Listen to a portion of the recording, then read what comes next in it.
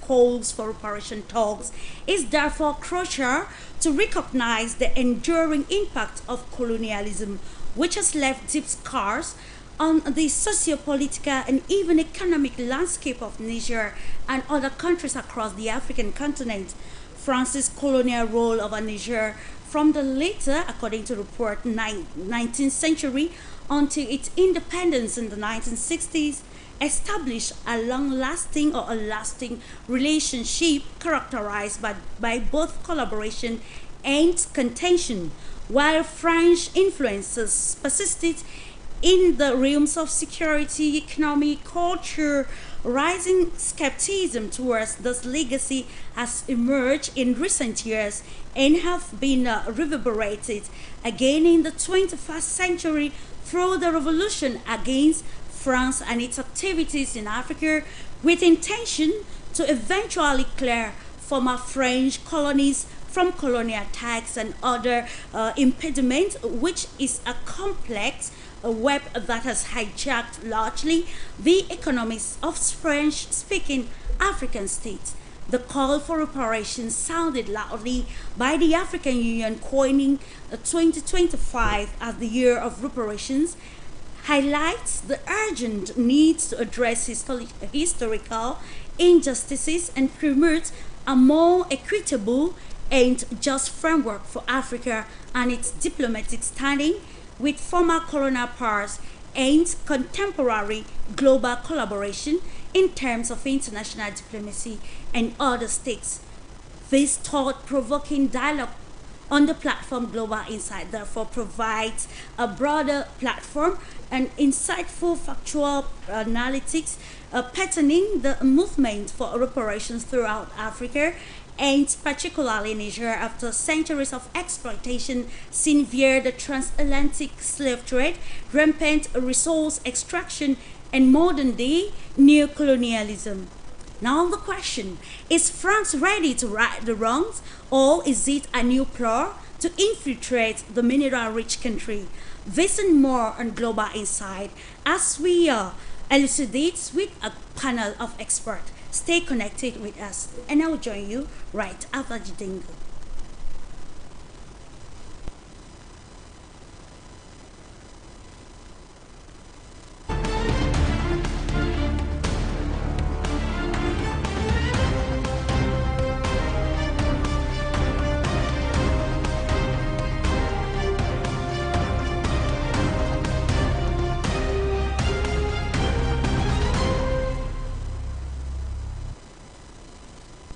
Welcome once more, ladies and gentlemen. Bote Africa and greetings to the world at large.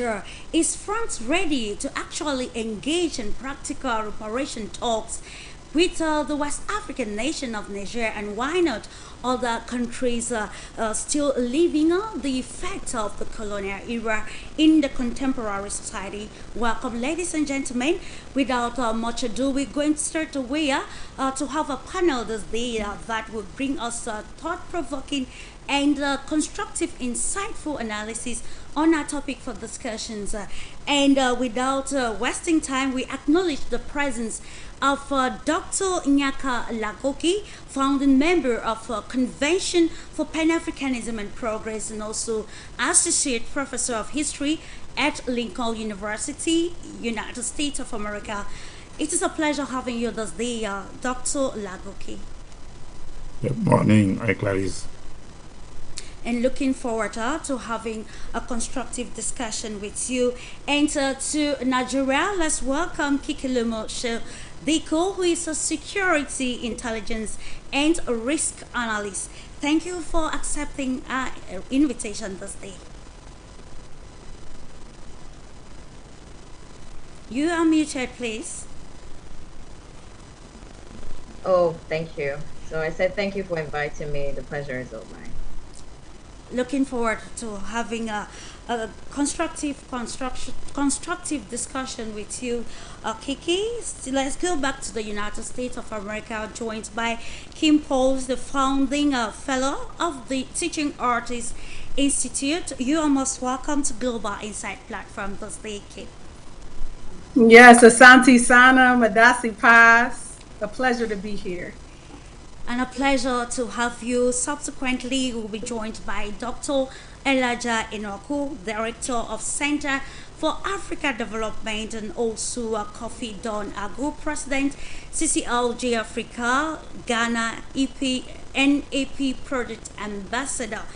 And without much ado, we are going to invite us all to listen to this message which the President of Ghana, John Dramani Mahama, presented to the entire continent, Africa. This was during the Africa Day celebration of the year 2025, reiterating on the need for the continent and all stakeholders to give importance to this term of reparations, and which he highlighted that it doesn't just suffice financial reparations, but it's a moment for the entire continent to have a new perspective of what it entails and how this can shape the trajectory of the continent. Let's listen, and I will join you right after that. Fellow Africans, esteemed leaders, brothers and sisters of the African continent, it is with great honor that I address you today on the occasion of Africa Day 2025. As we gather in Addis Ababa and connect across our vast continent and beyond, we celebrate our resilience, our rich heritage, and our unwavering spirit.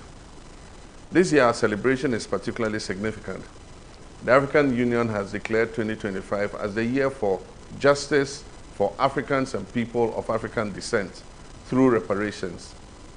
As the AU champion for this critical cause, I'm deeply committed to working with you all to achieve this vital objective. For too long, the legacy of slavery, colonialism, and neo-colonialism has cast a long shadow on the lives and progress of Africans and people of African descent. These historical injustices have left deep scars. Reparations are not merely about financial compensation, they are about acknowledging the profound and enduring damage inflicted upon our people.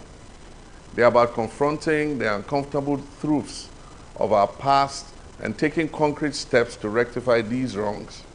We seek justice, justice that encompasses a comprehensive range of measures, including official and unequivocal apologies from the nations and institutions responsible for perpetrating these historical injustices, addressing the crippling debt burden that continues to stifle economic growth in many African nations, a direct consequence of exploitation and unfair trade practices, providing resources and expertise to empower African nations to achieve sustainable development and participate fully in the global economy, returning stolen artifacts and cultural treasures that rightfully belong to our heritage, investing in the educational initiatives to promote a deeper understanding of African history, culture, and contributions to the world.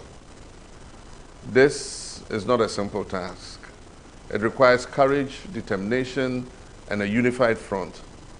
It requires us to engage in meaningful dialogue with those responsible and to advocate tirelessly for our rights. I call upon my colleague African leaders, civil society organizations, and youth groups and members of the diaspora to join hands in this important endeavor. Let us work together to build a future where justice prevails, where the wounds of the past are healed, and where the potential of every African and person of African descent is fully realized. Let Africa Day 2025 be a turning point. Let us reaffirm our commitment to building a continent of prosperity, opportunity, and equality for all our people. Let the pursuit of reparations be a testament to our resilience, our determination, and our unwavering belief in a brighter future. Happy Africa Day. Let us move together united in purpose towards a just and equitable future for all Africans and people of African descent. Data for all Africa and the people of African descent, and how can these peculiarities bring a new drive to Africa, especially in global standing. Let's of course examine the historical colonial ties with you. Dr. GNAKA LAGOKE. Is always imperative to have, you know, a contextual understanding of the topic to see probably the importance of why it still has relevance in our contemporary society, examining the historical colonial ties between Niger and former colonial power, France. Okay. Thank you very much. I'm glad and happy to be here in your presence and in the presence of Kiki, who speaks English and French, and then in the presence of my friend Kim Poole, who is a dynamic leader, and then she's doing some wonderful things. And then we're going to have a beautiful conversation about reparation.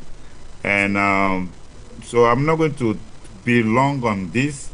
The first thing that I will say is that the president of Ghana gave a nice speech, but it is unfortunate that he omitted to speak about the conference on reparations that took place in Ghana in November 2023. And that conference was about building a united front, and many people from the diaspora were at the conference, and some Africans were there as well. And it was a major thing which was conducted under the leadership of the former president of Ghana, Nana Akufo-Addo. So one of the things that we don't see in the way Africans conduct their business, it is that there is no continuity. You cannot give like such a nice speech and then forget to talk about the conference that your country hosted about reparation. That is the first thing. Number two, he was talking about, he was calling on the leaders of the diaspora intellectuals to come and join hands. Of course, we want a united front. Ghana spoke about it in 2023. And today, we want leadership because before he became the effective president of Ghana, there was a vacuum, and then we had the feeling that he was not going to embark on the agenda because, as you should know, the African Union chose Ghana for to be the champion for reparation. So this is what we have to know. Nana Akufo-Addo did it. Today it is Mahama. So it is up to the Ghanaian government to show the lead, not to take the lead and bring everyone who can support the campaign. Talking about Niger, I was surprised to see that there was a conversation about bilateral talks between France and Niger about reparation. Of course, I was surprised, and one of the reasons is that Niger is part of the alliance states, the Confederation of the Alliance States, Niger, Mali, and Burkina Faso. And then, so for Niger to engage in some conversation with France about some massacre committed only in Niger, for me, it is not. That is not the right way to do things. At least they should have done that within the Confederation of the Sahel States, because that is the minimum. Or that's another point that I wanted to raise. We need to see that conversation about reparation from a comprehensive perspective. Thanks to some meetings that took place in the United States, in the Caribbean, and then in Ghana in 2023, we can see that the members of the diaspora, countries of CARICOM, and the African Union are coming together within that united front. But we are hearing some separate conversations. Niger is one of them. I was in Ghana. I was there. I saw what happened. I was in Senegal during the 80th anniversary of the massacre of the Tiaroy camp. That is also another conversation. And then I think that we need to bring all those conversations together: Namibia, Senegal, Niger, the Sahel state, the Caribbean, the African Americans. So this is how we need to try and build that united front. We try to engage the government of Togo, which is supposed to organize the Pan-African Congress, if it takes place. So when we were called to try and contribute to that project, we made sure that the conversation of reparation be a part of the agenda.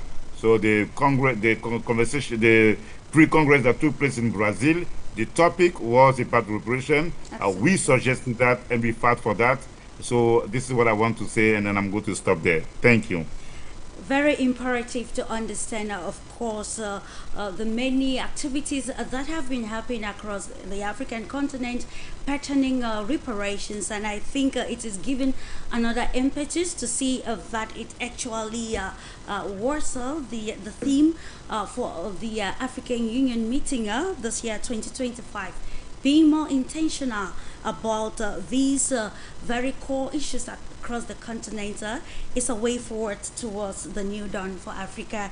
In the same perspective, still having a global understanding of what reparations are all about and how imperative it is for us to discuss it on this platform today with you, KIKELOMO, and from your own perspective of France, Africa, and particularly Niger ties, what can we hold of these concepts of reparations and its relevance coming particularly from this intention by France to engage in such talks?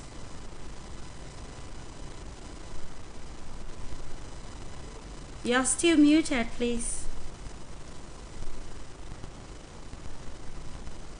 Yeah, thank you for pointing that out. I keep forgetting that I'm muted. Okay, thank you. So this is what I will say. So most times when you have, I would say, a superpower suddenly calling for something that Niger wasn't asking for in the first place, you know, it kind of makes you a bit like question it. Like, why would they be the ones to initiate it, right? The reparations. Are they initiating it because they feel that Niger has completely locked them out? Or are they initiating it out of good faith, right? So these are the things one has to weigh when we have, most of the time when we have this, you know, superpowers come forward and say, oh, Niger, suddenly I remember that I haven't been so good to you and I've taken so much advantage of you, and so now let's come sit down and talk about reparations. What do you want me to do? You know, almost like a father after beating up their child, calling the child like, okay, so what should I buy you some ice cream? You know, do you want some ice cream so you can calm down on whatever it is that you've been making you not want to converse with me, you know? So for me, on one side, I always question this kind of call for reparations, and saying that, okay, we are calling for reparations, right? So on one side, my question will always be, why are they doing it? Why now? After a few years of the debacle with the back and forth with France. So why now? Why today? Why are you now saying you want reparations? Is it because I've completely locked you out? Or you're really doing it out of good faith and there is no addendum, there's not any attachment to it. There is no keg of gunpowder under the whole thing that looks so neat, and all you need to do is just light a match and kaboom, it goes. So it's from that angle I will look at it. Maybe on the outside, it seems that reparation talks are the thing to go for right now. But for me, I believe Africa is not, it should not be part of our conversation. And I do agree with the prof. He said something, he said it has to be cohesive. Let everybody come together as Africa and say, this is the way in which we should go about it if we're going to be asking for reparations. It sounds a bit complicated because different parts of Africa felt the impact of colonialism differently, right? But despite the fact that they felt it differently, there's still also that part that says that collectively we all felt it. So now if we can collectively have a blueprint of how we should approach the talks and have proper representatives, not those rent-seeking, my pocket only type of people, but we have those kind of people come forward and actually sit on behalf of the, you know, the collective, then maybe we can have a conversation. But picking and choosing, you know, because France can do this with Niger. If Niger says yes, they can go to Burkina and say, well, Niger said yes already, so what are you waiting for? So that's the angle I'm looking at it from. Thank you. Thank you for the preliminary statement on the topic, and still in the sunlight with you, Kim Paul, coming from the African American community, and of course a whole lot of things to talk about the era of colonialism, slave trade. And today, present-day Africa, like Dr. Nyaka highlighted, we quite remember when the former president of Ghana reiterated on the year of the return, like people of African descent finding their roots back to the continent. And then we still see that the incumbent of Ghana, John Dramani Mahama, is at the forefront of ensuring that the call for justice and reparations it's actually practical. And when you see such a a move coming from the African Union and probably from other voices across the continent and the global world at large, what comes to mind regarding the colonial era, and how can we use that to shape the future of the African continent in a world that is becoming more and more complex? Thank you. That's an incredible question. I think at this point in Africa's history, it's important for us to be future oriented by first acknowledging that in the African worldview, there is no such thing as the past, present, or future. In our worldview, there is only one time. The past is always present with us. We continually acknowledge our ancestors. The future, in Sierra Leone, when you say hello, you ask, how are the children? Because our present is also the future. And so we're dealing with one time frame. And I also think it's important that we're acknowledging that Africa globally is a sleeping giant. We're waking up collectively from slumber. And so at this time, we really need to ground ourselves. You know, when you wake up, you're still trying to find your step. You're not fully cognizant of where you are at times. And so we're in this dream-like state that gives us an opportunity to say, you know what, before we begin to engage with the outside world, let us engage with each other. And that's exactly what the African Union and even in Ghana, what they're doing. Right now, Africa, with the Africa Free Trade Agreement, with the African Union's acknowledgement of what will now be not just 1 year of reparatory justice, but an entire decade. That's what we're doing. We're finding our footing as global African people as we look at Kenya and the fact that you no longer need a visa if you're from an African country. If you're from certain Caribbean countries, you no longer need a visa to go into Kenya. These things are happening before our very eyes. We're looking at what is becoming a borderless Africa. And so when we think about this in the context of our current discussion, where France approaches Niger, these are colonial drawn borders. And so we're not going to engage them in the context of these colonial drawn borders at a time where we're trying to take a step back from those borders. And that includes the historic diaspora.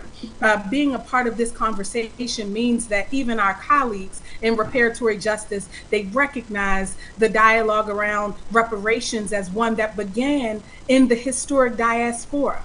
We've been fighting to restore our dignity and our humanity with the reclamation of our languages and our cultural artifacts. But when we look at this conversation, it's about the acknowledgement from the colonial powers. And so it sounds as if they know what they've done and they don't want to take time to fully acknowledge that. We can't allow them to rush us to the finish line. Mm-hmm. We're still processing what healing looks like collectively. And so when we say that Niger needs to take a step back from negotiations with France, it's not only because Burkina Faso and Mali need to be at the table. It's not only because the entire African Union in this historic decade of reparations need to be at that table, but even the historic diaspora, where the conversations around reparatory justice began, need to be at that table. You can't have any conversation about us without us. And when I say us, I'm talking about all of us, because now we're going to operate in our reparative future as a collective global African family. We're ready. Indeed, a collective global African family. And your analysis brings us to this question, which has been on the table with you, Nyaka, Dr. Nyaka. I would love that you throw more light on it. You know, when we talk about reparations, there have been mixed feelings across across the African continent. We have some pundits of the viewpoint of that it is needless for Africans to continue, or probably African leaders continue to lay blames on former colonial powers. So I would love that you use this platform to educate the entire African continent, the intellectual, civil society, and even the political stakeholders, why it is important, like Kim noted, that the past actually lives with us, why it is important to understand the stakes of the colonial era and the ramifications which will still have in present the Africa. How do you think this global call for reparation ties into the broader themes of having a new Africa that is identical, one and indivisible, to work fully towards the implementation of its flagship Agenda 2063?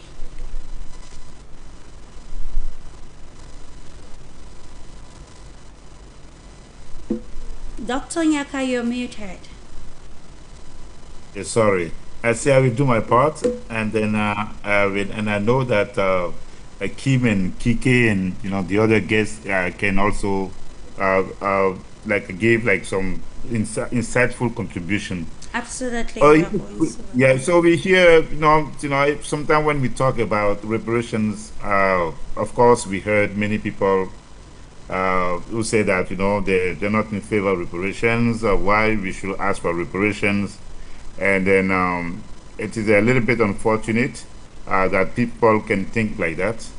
And then when I was in Ghana, the president of Ghana, Nana Akufo-Addo, gave a very nice speech about reparation, and then he was talking about how the Europeans agreed, to give some reparation to different communities in the world. We can talk about the American Japanese here in the United States who endured some hardship during World War II.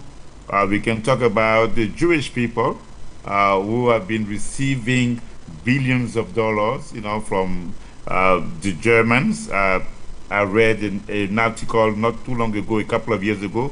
They were still giving money to some people like since 1945 till like or 2 or 3 years ago. Mm-hmm. So if they think that they can give money to the Jewish people who lost 6 million people and then who endured the Holocaust, we respect that.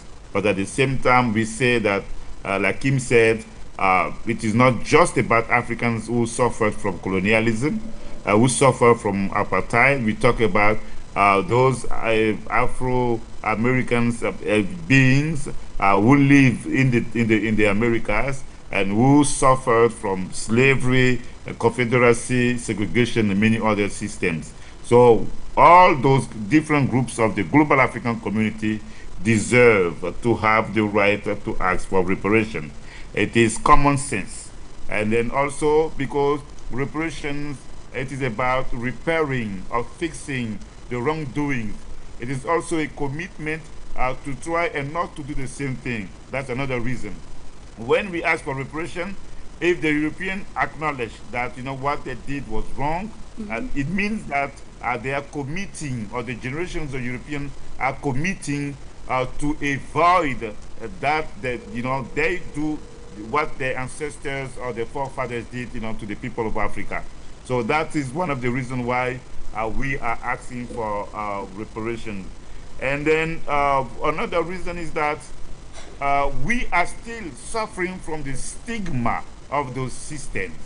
That is also one of the reasons why it is important for the people of Africa, Africans and people of African descent, to ask for reparations. I'm going to give an example that I forgot to mention in the beginning. I forgot to pay tribute to Mandela. Today is Mandela Day. Absolutely, we're going to come to that. I want to do that and I forgot. So today is Mandela Day.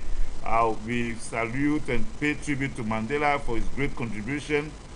But you know, there were a couple of things that could not be done when he was the leader of South Africa. And then today we hear that there is a conversation about land restitution in South Africa. So the conversation of land restitution in South Africa, it is still going on because of the system of apartheid, which in 1913 decided to take the land, you know, from the indigenous people and then to give that to the Europeans. So the conversation about land restitution in South Africa needed to be tied to all those conversations we were talking about. The terror camp massacre in Niger, the Erore massacre in Namibia, or what the French want to do with Niger, or like said, what we had Rwanda too, and what they did. So for us to be able to do that, for us to be able to be effective, even though we are ready, like him said, we need to have an anthology of the massacres that illustrate the atrocity of the system that black people have endured for the last 500 years. So with that is one thing I don't think it exists. Those who are talking about reparation, that's one thing that we need to do. So so that is the conversation about reparations, and then it is also about reclaiming our dignity. So if the Europeans think that we are human beings, the same way they give reparation to other human beings, they needed to give us reparation in order to acknowledge our humanity. So these are all the elements that we put together when we have the conversation about reparation. And of course, revisiting the past will help to define the trajectory for the African continent in the new world order. With you, KIKELOMO, let's look at the aspect of reparations, which some people, a group of people, have decided to probably relegate without giving it importance. Let's take us now to what is happening across Europe. We know that it is some sort of tumultuous, and the EU probably European countries against Russia in the context of the Ukraine war. And when you listen to some analysts or pundits, they will always tell you that these countries are trying to have some sort of a revenge of how probably what happened during the days, the time of the Second World War. Russia defeating German forces in Rostov in its own land, and you see all of those. It now brings us to the fact that the past is still in the present, and that is why we want to answer this question of the relevance of reparation talks across Africa. And in your perspective, given the fact that you quite mentioned today that probably when such a move comes, you look at it from two sides. So what framework do you think those key stakeholders across the African continent can put in place to ensure a smooth trajectory of the reparations and other diplomatic frameworks that continue to shape Africa in today's contemporary world, using the Sahel countries, particularly Niger? Okay, when we talk of framework, we have to all first and foremost look at it from the angle of we ask the question basically, as France or any other colonial power reached out to another African country to say, okay, you know what, let's talk about reparations, right? That's the first thing. The second thing we have to figure out is everybody in agreement that reparations should be paid to everyone, or to some people, or to a particular sector, to a particular tribe? Because as you know very well, in the current Africa, we are facing issues with tribalism. We are still voting people in office due to or based on this person is my brother, this person is my sister, so that's the only reason. We are not consistently and constructively voting in people that would change the trajectory of the continent. At least Ghana got it right. We'll see how far President Mahama goes. So that's the angle I'm looking at it from. So the first thing is everyone in agreement Two, how many of these colonial powers are reaching out to African countries and saying, let's talk reparations, right?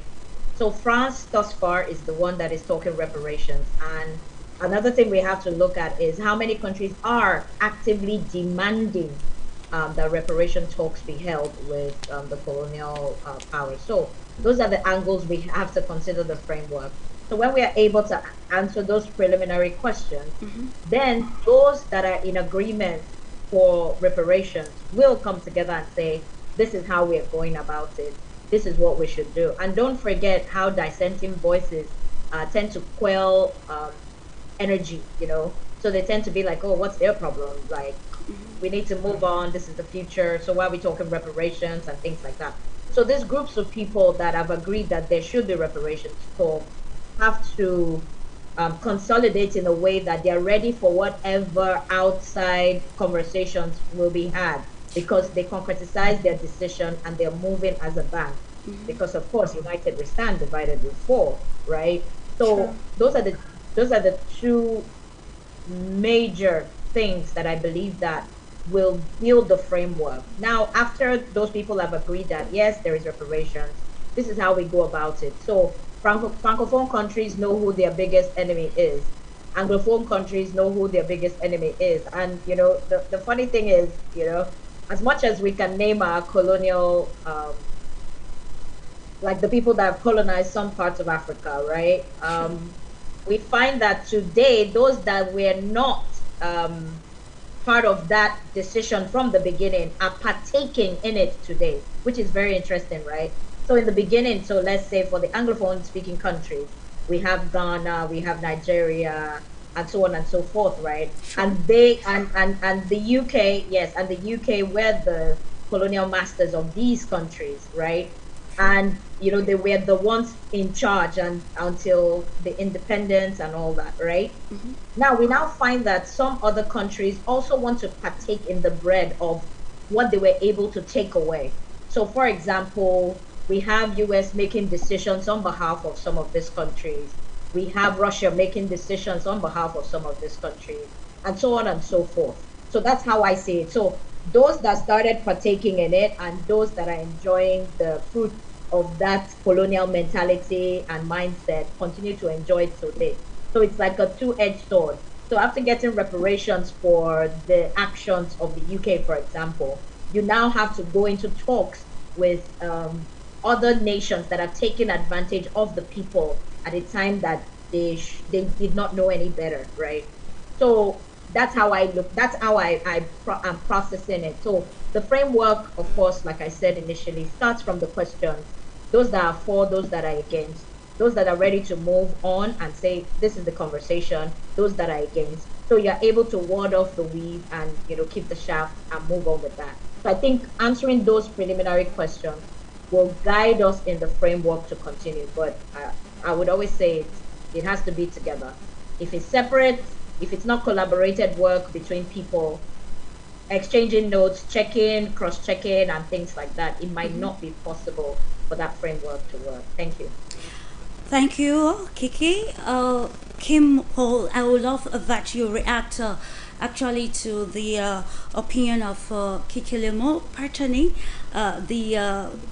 probably the reparations, the colonial past and present day society, and let us try to understand how we can differentiate you know, the colonial past from present day international relations, so probably diplomatic ties that has probably come again in the context of the new world order, and how understanding these you know, reparation talks will help Africa, countries, particularly Niger, to shape this framework that we are talking about to understand. I think Professor Patrick Lumumba of Kenya has always underlined that it is true that Africa cannot work in silence. So now, with all of these confrontations and the mix-up, probably, let me just use the word, the problematics that we have surrounding the reparations, the colonial era,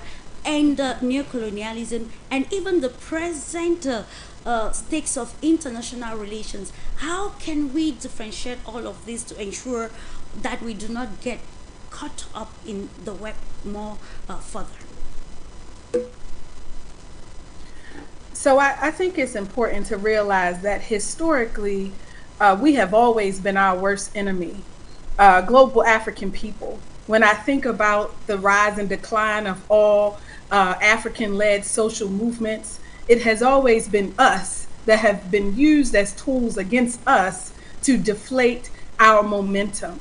Yeah. And so again, when I say that it's important at this time in history that global African people take a step in to each other, to build in healthy relationships, facilitating healthy dialogue, intergenerational dialogue. We need our elders to now give space for young people globally, global African young people at decision-making tables, not to be leaders tomorrow, but now.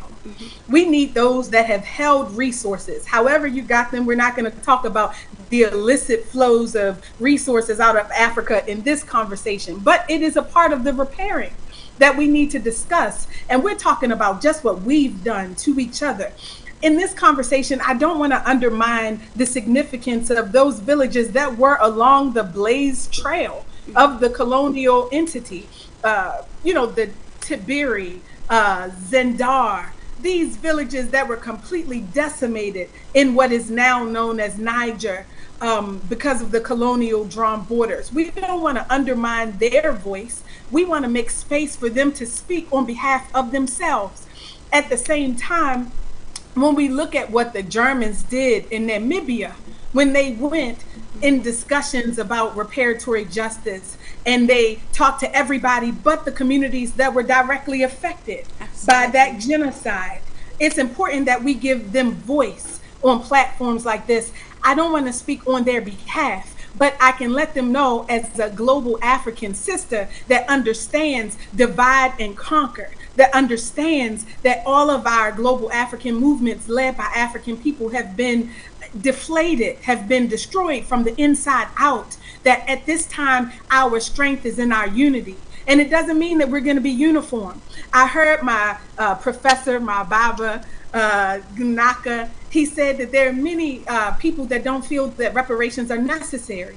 But I want you to know, and I want people listening today to know that the work is working, because we're developing education and curricula to help people truly understand what reparations is. I think the English language is my enemy, because sometimes we use these words and we believe that we have the same understanding. We believe that we're speaking the same language, and we're not. But for the sake of conversation, let us be clear when we say reparations, compensation. That means literal money, whatever capital is valued in our current global economy, that be given to us. But when we think about what is owed financially to global African people, it's a world remaking exercise. We're talking about changing the infrastructure of all the World Bank. We're talking about every institution, the Roman Catholic Church, the progenitor, 1452 in the Pope of Bulls, Pope Nicholas gave a license to invade African sovereign nations. And he said, God wills it. We're talking about reshaping our religious institutions, the World Bank, not just governments, insurance companies that insured the good ship Jesus that took my ancestors away from the continent. And all of the entities involved, they have century-old histories that are still benefiting financially. And so when we say it's a world remaking exercise, the education around what reparations is, reparatory justice and healing, first and foremost within our own community, is essential. Because people don't truly understand, especially global African people, what reparations is. Us reclaiming our culture and having the opportunity to define what our culture is. Looking at the fact that we were culturally derailed. We don't know what an African-centered economy is. We had to choose between capitalism or some bastardized version of socialism. We never had a chance to unearth communalism and what the mamas in the marketplace with plantains on their head, what that would have looked like. When I think about the Igbo people and the OKK days and the 4-day marketplace calendar that shaped their world, because we were culturally derailed, we need to take a step back to say, what is healing for us? What does repairing truly look like? That is when we begin to shape our reparative future. And it doesn't take away from compensation that will remake the world, that will literally change the imbalance of global African people that are on the bottom of every bad list, like Cam Howard would say of Reparations United, and not at the top of any good list, the bottom of poor education, the bottom of poverty, the bottom of starvation and non-communicable diseases and healthcare, disconnected from the land. So let us talk today about what reparations really are. We said compensation. We know that it means money. We saw the money, like Professor said, given to the Japanese and the Jews and even those that enslaved my colonizers. But what about the rehabilitation? Absolutely. What does that look like? What about restitution? Restoring us back to our positions, restoring back our cultural heritage, restoring us back to the land. The Roman Catholic Church is one of the largest landholders. When the Cathedral of Notre Dame burned down in France, it was African countries that saved it, that sent their resources from the mouths of their people to rebuild Notre Dame and that cathedral. When are we going to talk about what happened to us in our minds and in our hearts? The repairing that happens, that is rehabilitation. We need to talk about guarantees for non-repetition. That's visibility.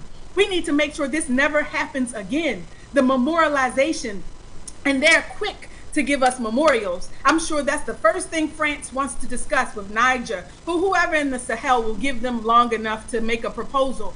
But we want to define what memorializing means for us. Absolutely. In our way. And so I think getting back to the basics, realizing that language divides us, that is our first agenda. That is the foundation of our reparative future. Indeed, our agenda is actually very broad. Still with you, Kim.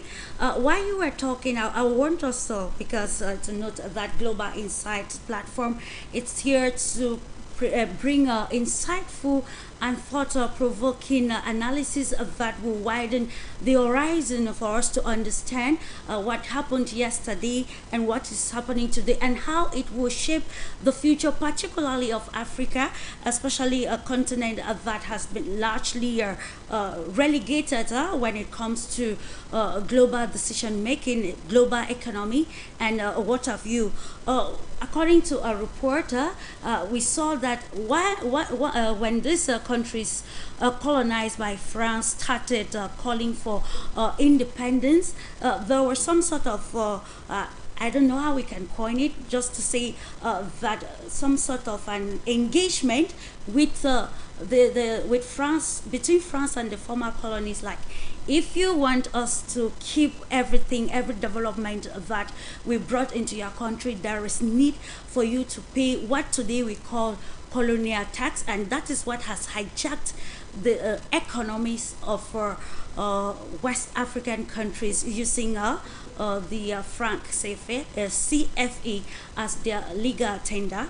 So let's try again to elaborate more on that and see how understanding the need for these reparations do not always limit us to finances, but also leading us towards a platform where tomorrow we can see these countries still using the franc CFA to sit on the table and probably take revolutionary decisions that will actually open up the economies and which will benefit the African continent entirely.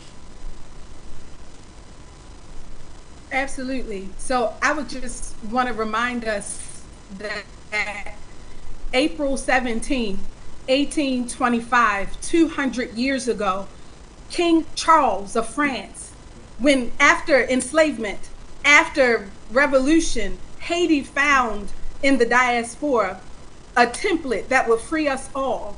The Haitians tapped into their spiritual systems. They found unity amongst themselves, and they said, we would rather die then served in the courtship of King Charles. And so April 17th, 1825, after the war was done, 200 years ago, they decided that, okay, we can no longer deal with Haiti, but now that you're free, you owe us over 150 golden francs. Whatever that is in our money today, I don't know. But Haiti has been poor and underdeveloped because for 200 years, they've been paying for their freedom. And global Africa watched, dealing with their own systemic underdevelopment, dealing with the aftermath of their own colonialization. The global world watched. And so how do we make sure we don't make that same mistake 200 years into the future? We all owe a debt to Haiti because Haiti had to pay. It's not the CFA in Niger or Senegal. We just got back from Equatorial Guinea, the only Spanish-speaking country on the continent. They were colonized in 1968 from Spain. We are dividing them.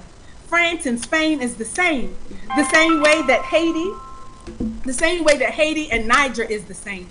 We need to stop using their worldview and context for our problems and also for our solutions. Our uniformity does not prevent us from being in unity. We don't have to be the same. We don't have to always agree. But this year, the African Union has declared that they will not only acknowledge this year for reparations, reparatory justice, for healing in the diaspora and on the continent, but for the next 10 years, an entire decade has been dedicated to doing this work.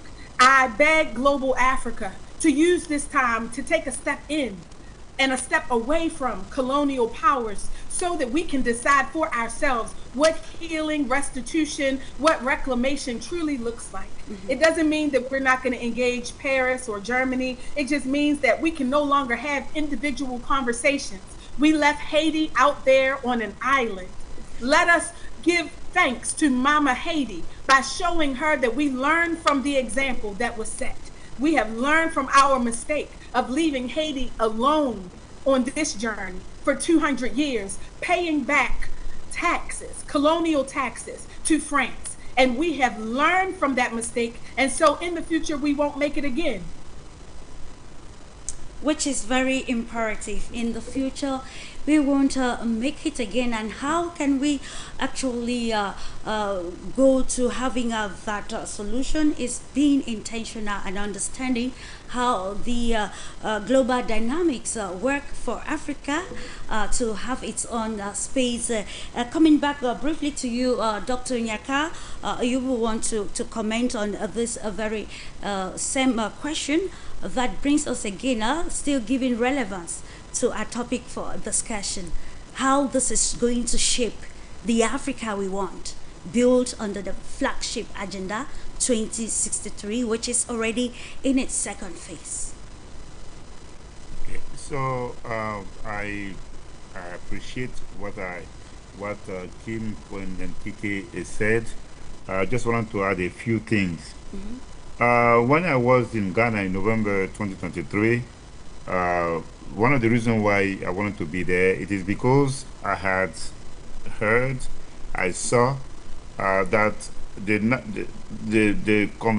word Pan-Africanism was not too present in the conversations led by the advocates of reparations. So one of the reasons why I was there in Ghana, I said to them that because I wanted to make sure that Pan-Africanism be in the central part of the conversation about reparation. That was point number one. Point number two, there was also a missing link, or like a missing ethos in the conversation about Pan-Africanism. Yes, Kim spoke about the culture, the communal way of doing economy and business. And then for us, when I did my research, I think that there is a paradigm, which is a cultural paradigm that we need to claim, which can help us heal ourselves, we can help us claim our dignity, and we can help us ask the Europeans, to respect our human dignity. And then among all the narratives of return, There are many Ibe, which means about the other, Igwe for the Nigerian lady, unity, the power is in unity. Sankofa going back to the source or to the past in order to take back what we take from the past, what we need to build the present and the future. Among all of them, I think that the Ubuntu philosophy, which was claimed and promoted by Nelson Mandela, Desmond Tutu, and Thabo Mbeki. This is what I said in Ghana in 2023 during the conversation, should be that cultural ethos around which we can conduct a conversation about reparation.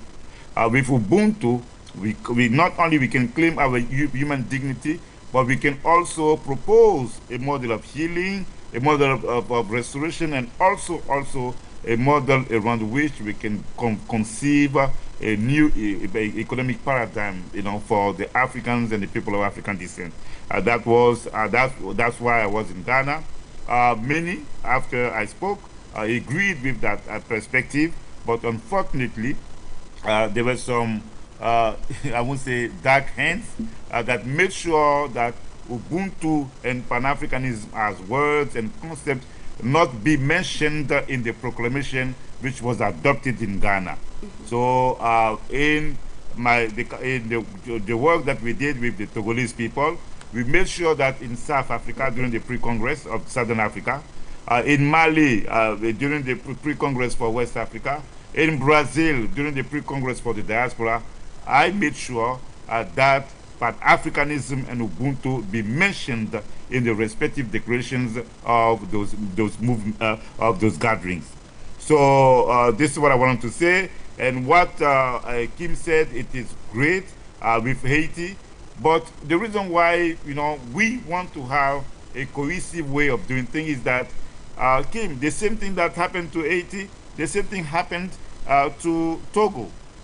Togo, the first president of Togo, was Sylvanus Olympio, who wanted to leave the CFA franc zone in order to create his own currency. The French asked him, to pay a reparation. So for Togo to be independent, the same thing that they did to Haiti, that is the same thing they did to Togo, and that is the system they've been using for all those African countries. And then in the case of Haiti, there's an expression called the double debt. Not only the French asked Haiti, to pay some money in billions of dollars, but because Haiti could not pay that money, the French banks gave loans to Haiti, and that the money that Haiti used in order to start paying reparations that the French wanted. So scholars call that the double debt. So, and then that's why being Haiti, being Togo, being South Africa with the restriction, like I was said, and then you guys agreed, and then Kiki mentioned that we need to try and come together so that we can inform each other. Because we may have the feeling that what happened to Haiti is only Haiti, but it happened to Togo and to many other African countries. And then what Clarice was talking about in the aftermath of the African countries' independence, again under the leadership of France, again they came with another scheme, another strategy. They were going to those individual countries that they colonized and say, what, we want to help you secure, your defense, but you have to sign these papers. Most of the things that you have preference as to be given to France if you want to do business with any other outsider. So this is what they did, and then later on they moved to another level. After signing those individual agreements with those African countries, they came together with another scheme by bringing together all those countries, and then they started talking about a scheme in the field of international development, which was called the Cotonou Agreement, and now it is called the Samoa Agreement. If you go online, you put Samoa Agreement, you will see it has been in force since the 60s.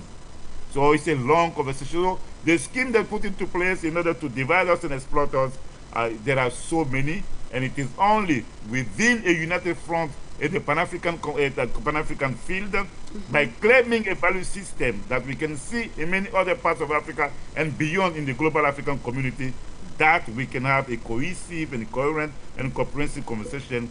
Only then we can try to be effective in our conversation with the Europeans. Thanks. And how can these objectives be made under the platform of Pan-Africanism with you, KIKELOMO? Today in Africa, we see a whole lot of groups, Pan-African movement, and even the role of the media, Pan-African media, with the same objective. But then when we want to look at how Africa can navigate these moments where we are calling for reparations, where the African Union is coming in, and of course the role of civil society and even activists across the African continent with the same objective. In your perspective, can we today say that there is that united front, be it the diaspora, be it activists, be it African government, and the laymen on the street with the same vision? How united are they towards ensuring that what Africa is fighting for at this juncture is met and with sustainable positive ramifications? Hakeem already said it, right? There isn't, I'm sorry to say it, as much as that's our desire, we don't have that unity. How African can we Union, have it then? Yeah, that's above my pay grade if I would laugh about it a bit. Yeah. You know, we don't have that unity, and to have it will require that each country deal with the issues of justice, securing the lives of people, their jobs, their lives, making the life of an African person be valuable. It has to be a work that we have to do in our different countries, with the president working hand in hand to say, oh, let me check your notebook on, okay, so how have you been able to improve the lives of your people? Okay, I think I would apply it here because it also works for my people.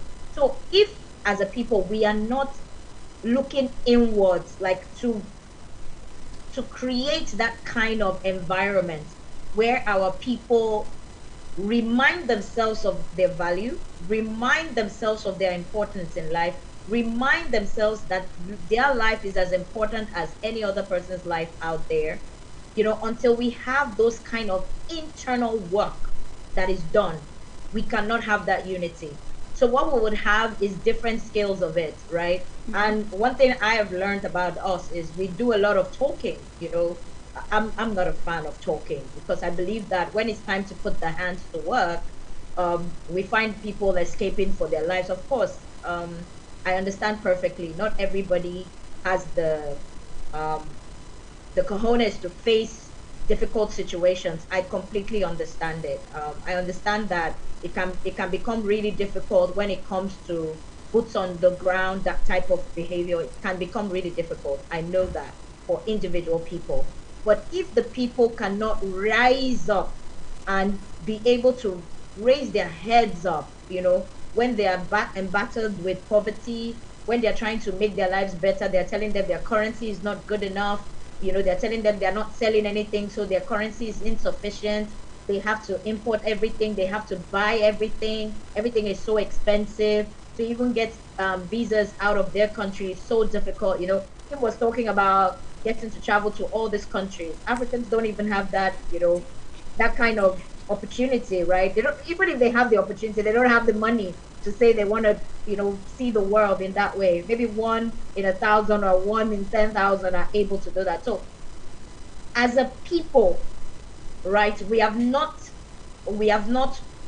worked on the kind of leadership that gives our people the dignity that they deserve, right? So ordinarily, that in itself, those chaos situations in each of those countries will not allow, in the larger sense, to build the kind of leadership that we require that will make them bold enough to be able to stand the test of time and to be united. If, for example, okay, let me put in perspective what I'm talking about. Sure. So what happened? Ukraine got into a situation that they could not deal with on their own, right? Ukraine, there was a war between them and Russia. But what happened? Europe opened up to them easily. they sucked them in easily. There was no issues whatsoever to suck in the people of Ukraine into European countries. In fact, the leaders stood up and they talked a lot about bringing in Ukraine, understanding their plight, making sure that we are of great help to them and all that. That doesn't happen in Africa. When South Sudan and South Sudan started its issues, we didn't hear any leader in Africa speak on behalf. Why? Because the issues happening in South Sudan is, you can trail it all through Africa, right? You have South Africans saying, no, I don't want this poor people in our country. They come to take our jobs and everything. You have people in Nigeria fighting tribal wars that do not exist, and this goes on and on in each of the African countries. So how will there be unity in a vast sense? Everybody is coming with their own angle, and you still have people speaking into their ears and telling them, oh, this person is bad, that person is bad, don't mingle with them. So Kim already gave us a practical understanding of it. They use us to deal with us, right?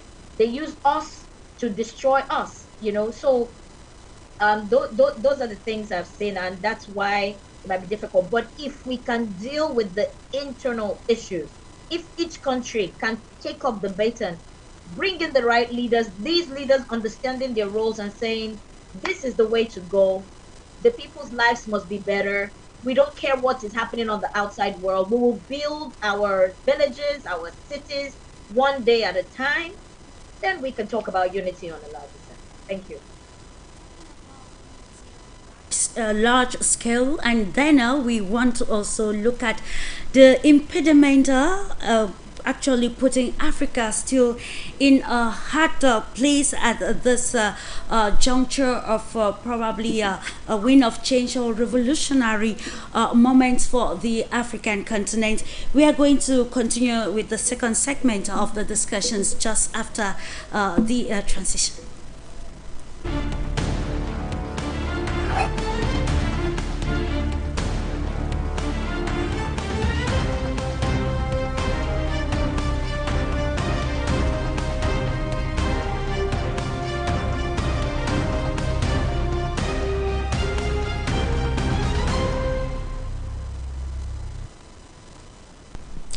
And welcome back. If you are just tuning in, this is a Global Insight proposed to you by Globus in collaboration with the Pan-African media. Today we talk reparations, we talk France, and we talk Niger. And globally, we look at it, how it has affected the African continent, and the clarion call from the African Union and other stakeholders. Does it only suffice talking, bringing in the themes that will highlight the importance of reparations for Africa? What do we need to do at the level of the political leaders, the diaspora, the civil society, and even the layman on the street, with the African vision of Pan-Africanism, the African vision of a new continent that will define its position?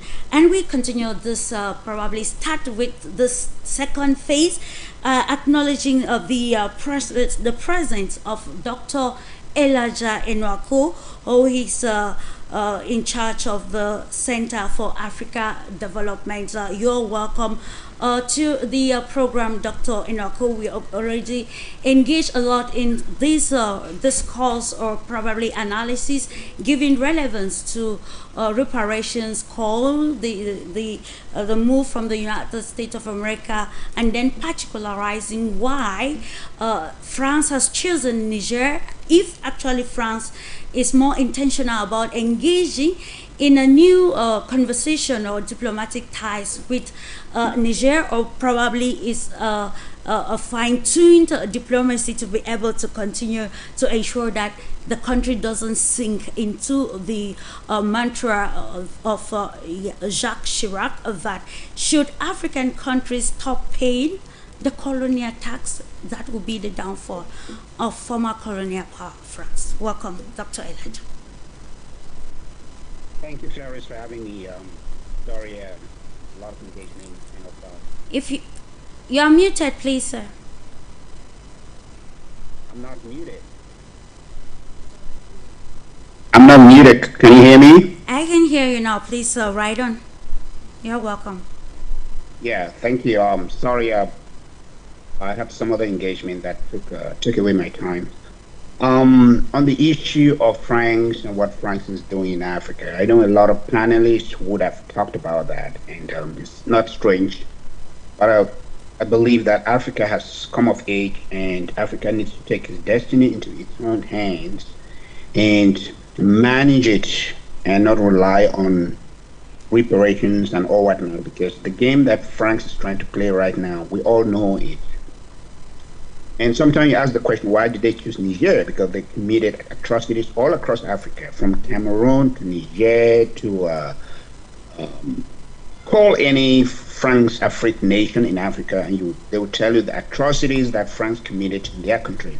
But they have decided to pick on Niger right now because they are feeling the pinch of nuclear deal that was taken away from them. You know that France, a lot of electricity in France is nuclear powered, and more than the last report I read is that about 80% of their nuclear reactors or their nuclear the uranium that they use for their nuclear power plants comes from Niger.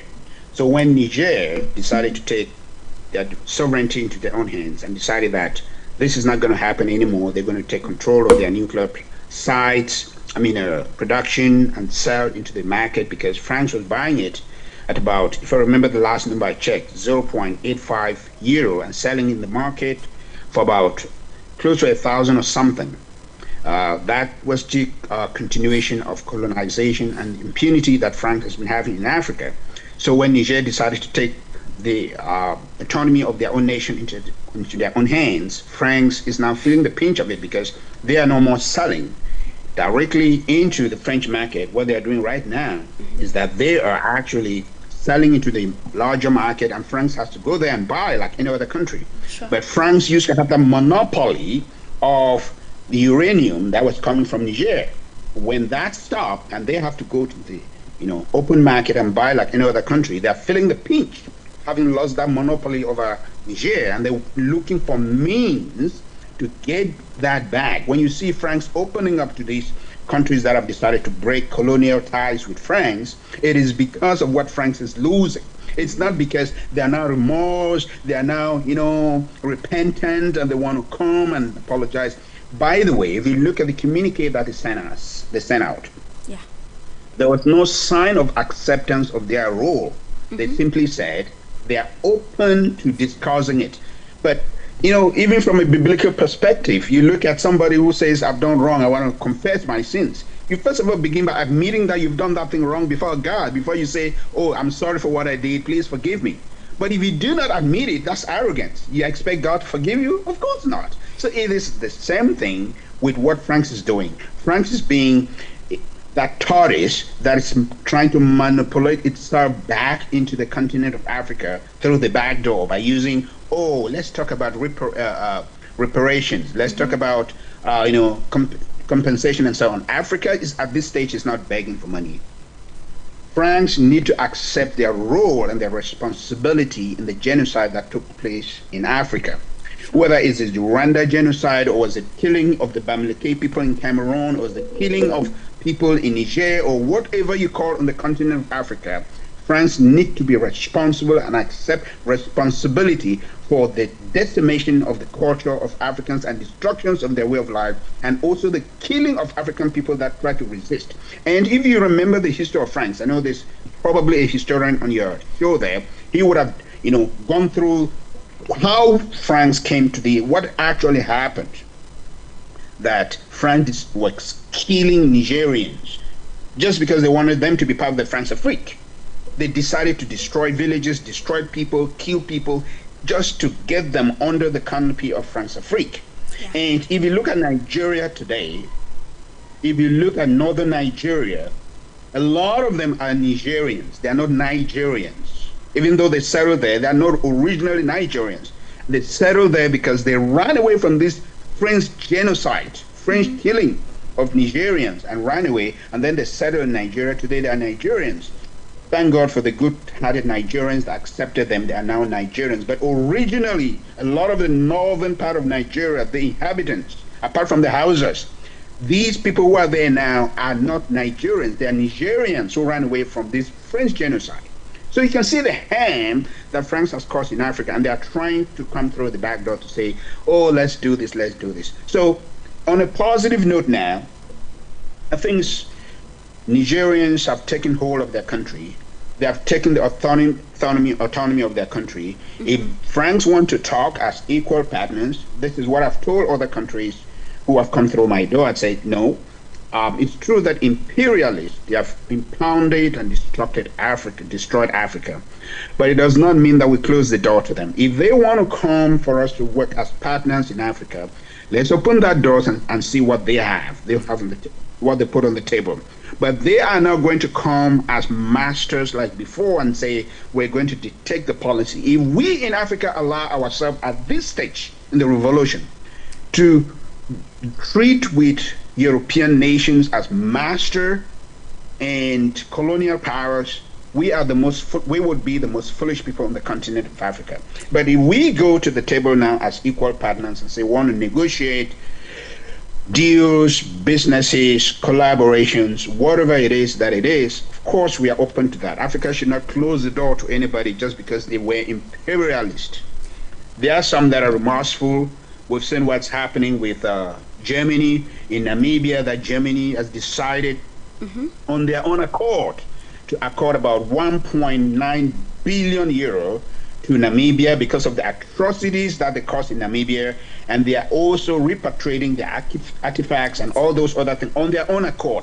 I would say that's a gesture of goodwill somehow.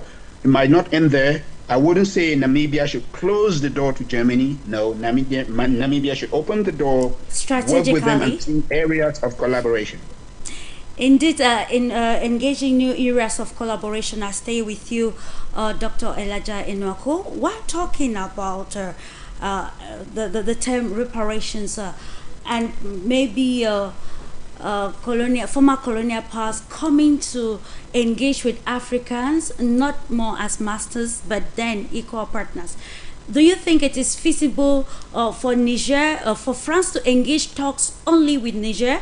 We know that across the African continent, we are trying to promote the philosophy of Ubuntu, to promote Pan-Africanism and other, groups or ideologies that talk African unity. It can be psychological unity or even physical unity. So in the line with probably the development, African development, how do you think these leaders can probably engage now with African countries under which flagship, probably the African Union or maybe other stakeholders engage in ensuring that Africa withdraws from what President John Dramani Mahama of Ghana highlighted earlier on? You missed to accept the fact that there is need to remove Africa from the debt entanglement when we talk reparations. You are right in one sense that it's a kind of hypocrisy for Franks to try to engage individual countries when they know that they committed similar atrocities all across Africa. But let's be practical here. Let's be very practical, because I'm a very pragmatic person. I know that the African continent, I am one of those who have advocated that the African continent should go into these negotiations as a bloc, not as individual. But we also know that the interest of different countries is different. The interest of Nigeria is different from the interest of Cameroon, is different from interest of Niger. Cameroon, for example, does not have uranium. We are not going to force Cameroon to negotiate with the Western powers on uranium that is produced in Niger.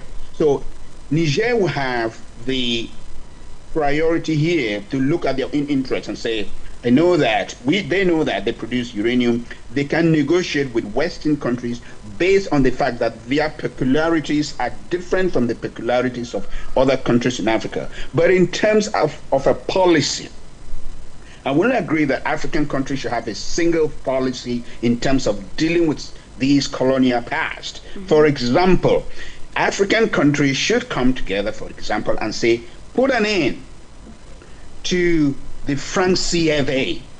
That is a disastrous policy that African countries still allow to linger on the continent of Africa today. African countries should come together, I mean those that are using that colonial currency, and put an end and say, we cannot continue to invest our foreign reserve in a foreign country and they dictate the economics of that foreign reserve to us. It is an aberration that in this day and age, you have a group of about 15 to 20 countries deposit their foreign reserve in francs in the French treasury, and depending on the fluctuation gain and losses, they now gain or get the peanuts of what comes from there.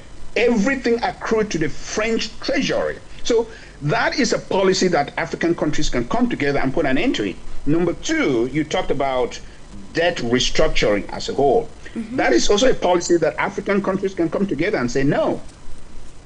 Why are we going to the IMF and the World Bank and borrowing money at the rate of 10%, 15%, 20%, but the European countries who have no gold reserve, for example, who have no gold deposit, well, they do have gold deposit, but those gold deposit at the reserve, I said gold deposit because gold deposits and foreign reserve is what back up the currency of the country. Sure. They do not have the source of that gold, but they have this gigantic gold reserve that they steal from Africa.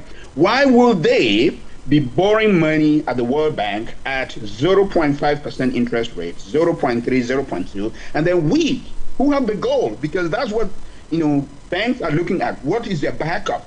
What is the backup you want to borrow money from? What is the strength of your economy? And gold is what backs up the strength of that economy, of that currency. So the question be, why will we be borrowing money at such a high risk because we are considered as high risk?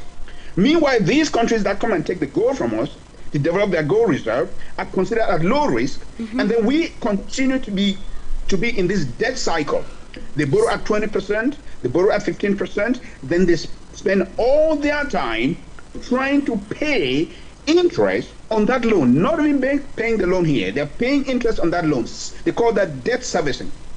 So those are policies that African countries should come together as one, because as a single country, you cannot defeat them. These guys, they have put their roots so deep in such a way that they will fight you so vehemently. But as a continent, as a group, as a regional bloc that are using a particular currency, when you come together and say you're putting an end to this, and you have the resources, the resource here that backs a currency, as I said before, is gold. You have the gold to back whatever currency you're coming up with. Those are things that Africa can easily win. So I'm differentiating between singular interests and group interest as a whole. The singular interest is the resources that individual countries produce, and that is their interest. They can negotiate that on a bilateral level with whatever country, France, Europe, and so on. But those common interests that are common to African countries, they should group together, and this can be done, Clarice. I'm telling you, I've seen that happen elsewhere, whether it's East African bloc, East European bloc that forced their way into the European Union and so on. It has worked and it will work. African countries can succeed if they come together on this common initiative. It's about internalizing the situations and, of course, seeing what is workable for African countries. And I think this brings us to the geopolitical stakes of reparations, which I would love that you throw more light on it. Dr. GNAKA LAGOKE, let's assess the geopolitical implications of reparations discussions across the African continent, using the example of France and Niger. And what of you? Well, I'm not sure I understand your question, but we are looking at the geopolitical implications, because when we look at France wanting to engage with Niger, we already asked the question, how intentional is it? Because France has now acknowledged that this is a committed atrocities, inhumane atrocities.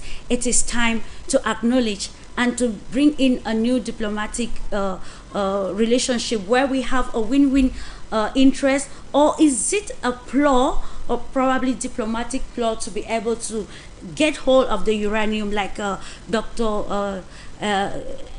Elijah ENOAKU highlighted that we need to understand the real interest or the real agenda behind these utterances pertaining negotiations with Niger, particularly coming from France. What are the geopolitical implications?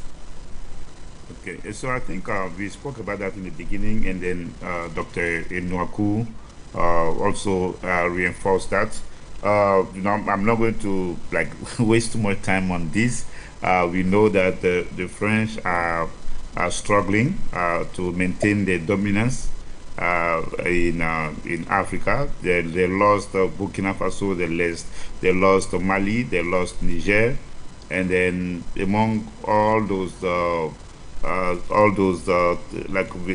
in the Sahel region, I think the uranium that they lost in Niger was one of the most painful situations. So of course, if the French want to engage some conversation with Niger, I think that it is because they're trying to find another scheme in order to engage the people of Niger, because they don't want to lose that region. When the crisis was going on, we saw the French political leaders saying that they need to intervene militarily in Niger. They said that. They did not say that about Burkina Faso. We did not hear too much about that in Mali. But in the case of Niger, it crossed the board. In France, they said they cannot lose Niger, that they needed to go there and do the war in order to salvage their personal interests and also their sovereignty. So, but I want to seize an opportunity to talk to respond to one of the things that Kike said. We agree, Kike, that people need, in order to do the cleaning or clean up in their respective countries. I agree with you. That was one of the most important. It's a beautiful conversation, and I agree with you, because one of the things that we see in Africa is that today we talk about reparations, but at the same time, when we are claiming our humanity through Pan-Africanism or through Ubuntu, but at the same time, we do not have the proper and the right leaders who can meet the needs of the people. Even though we cannot say that the human rights abuses they're committing are equal to the human rights abuses committed by the Europeans, but we don't see them doing enough in order to respect the lives of their people. So I agree with you on that.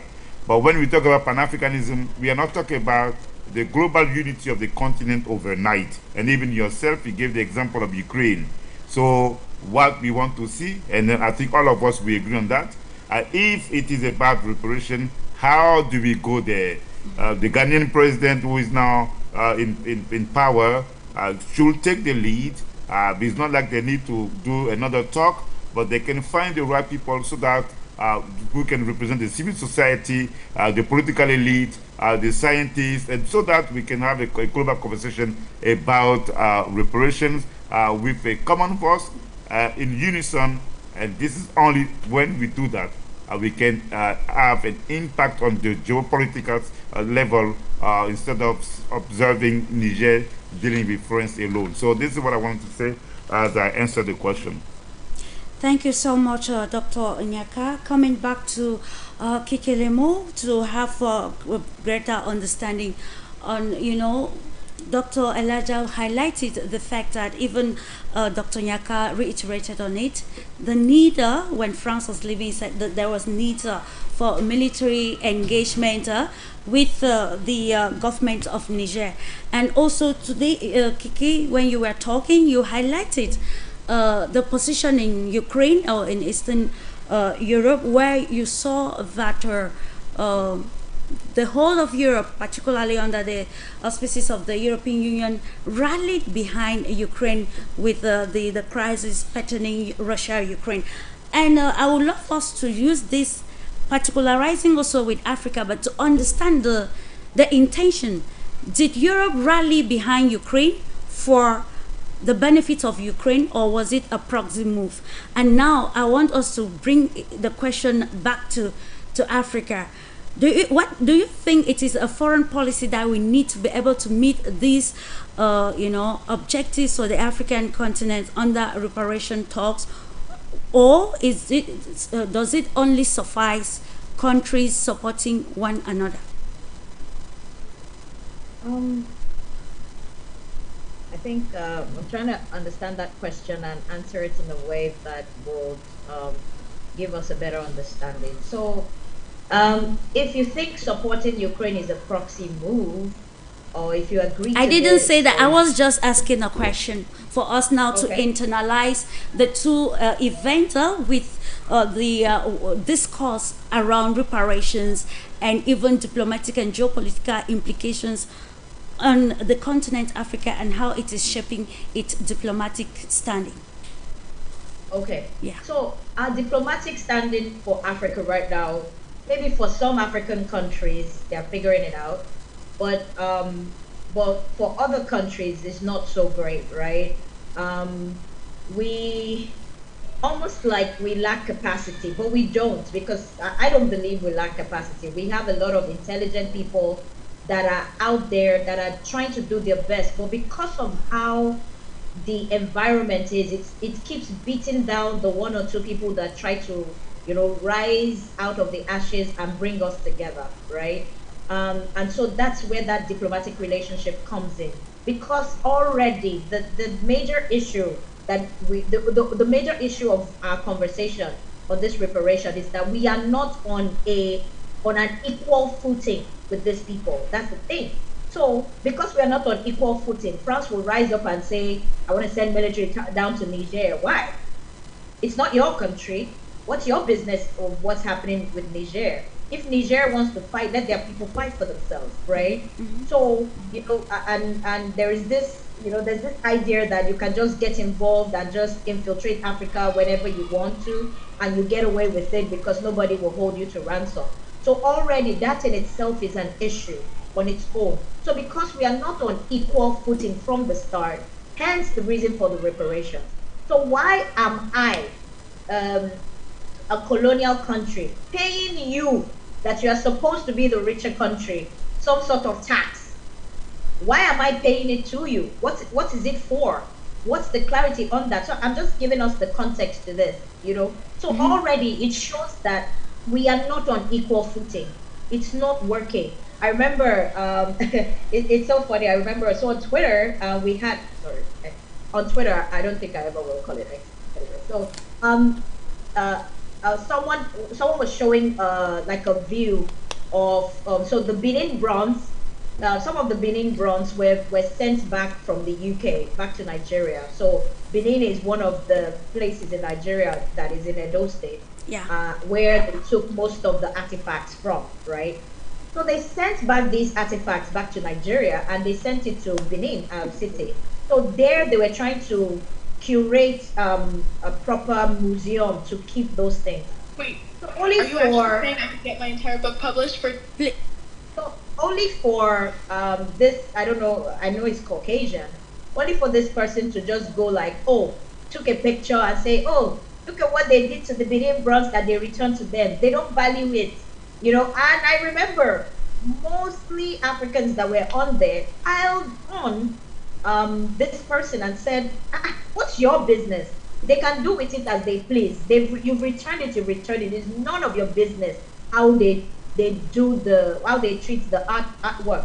And so someone now explained that no, that it's not being destroyed, but that they were reconstructing where they will keep those things better so that it could be viewed by the public. So that gives an idea, that's a reparation on its own. The fact that all the artworks that had to do with a particular region or country has to be returned. That's part of reparation conversation. So if our people from the beginning, we don't understand what reparations are, we will just be beating around the bush and think it's all about just giving money. Absolutely. I think Elias mentioned something, and he said, Germany just says, Namibia, oh, take this and take that. I'm just giving all this back to you because I feel that I've really treated you bad. And that's one thing, right? They are doing it. They are not saying, no, come, let's sit down for reparation talks. Who has time for that? if you are really of good faith, you will do what is necessary, right? You are not going to start, beating around the bush. Like I said, if you remember when I started this, I said there are two ways to look at this.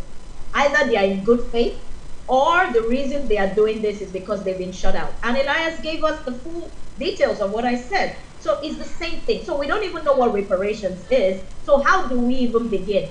Secondly, we are not on the same footing as this guy. Hence the reason we are having the conversation of reparations in the first place, right? So if reparations is the way to go, do our people, do they understand what reparations means? Return our artifacts. All the monies I've been paying to you as tax, calculate it and return it back to my central bank, and so on and so forth. So these are clear elements or clear things that we can use as a yardstick to even measure the reparation. So, when you talked about framework initially, I always want to approach it from an analytical point of view, not necessarily trying to tell people what to do. I generally don't enjoy doing that because people just listen to what you have to say. They don't actually put it to action. So it's a waste of energy. So what I just want us to understand is, first and foremost, because we are not on the same equal footing, we cannot even begin those conversations if our people don't understand what reparations are. So we can come to the table and, maybe at the back of the person representing Niger, for example, is thinking, hey, all the money that you people have collected, return it. There's still artwork. There is mineral resources. Sure. There's so many things that need to be returned. So, and we don't even know yet. So with that, we can have a further conversation. Thank you. Hello, Clarice. It's about, yes, Dr. Nyaka? I would like to react. Sure, just briefly, before we go to Kim, please. Okay. Yeah, so maybe like Kim first, okay? Maybe Kim first, yes, and then after that. Yes, I was wanting us to look at the role now that each and everyone has to play to ensure that we understand what reparations are. And with Kim, I want us to look at how these reparations will lead to some sort of a new mindset for the African continent to actually engage with the new dynamics of the world for a better Africa. Thank you for that question. I'm in leadership of the Teaching Artists Institute. We work in 9 countries, 7 of which are on the continent of Africa. And what I find as it relates to this discussion around reparatory justice and healing is that 90% of us that have the capacity to transform this system are focused on the system as it is. Yeah. They're trying to prevent the illicit flow of resources out of the continent. They're trying to rechange or transform the credit rating systems of the World Bank. They're focused on the governments that currently oppress them. And so far and so forth, what I'm finding is that they don't have the capacity to imagine the future. And so they even encourage our young people to engage on the front lines of protests, for example, in Togo and in Kenya, as opposed to creating liberated zones and safe spaces. Some of us have to be within safe spaces so that we have the mental clarity to design what the future looks like. We need preparation for reparation. If they give us back all of our resources today, if the world was rebalanced and African women are now reestablished as the mother of civilization, if we're able to manage our resources and take care of our global African people, the truth is that we are not ready. We are tapped into these systems. We are entrenched into the geopolitics that have made us subservient, that reinforces colonial powers, this neo-colonialism, and our mindsets are still one that appreciate the order, the world order. So when do we take time to develop the alternative world? When we decide that cooperatives should be the standard for resource management? Are we taking back our resources so that we can feed them into another form of capitalism, ones where we exchange positions with the neo-colonial so-called master? Or are we trying to implode this system so that it no longer affects us? When I think about France, I have friends that live in France. You see, I live in the diaspora. And when we did the flyer for this event, underneath was a flag of the United States.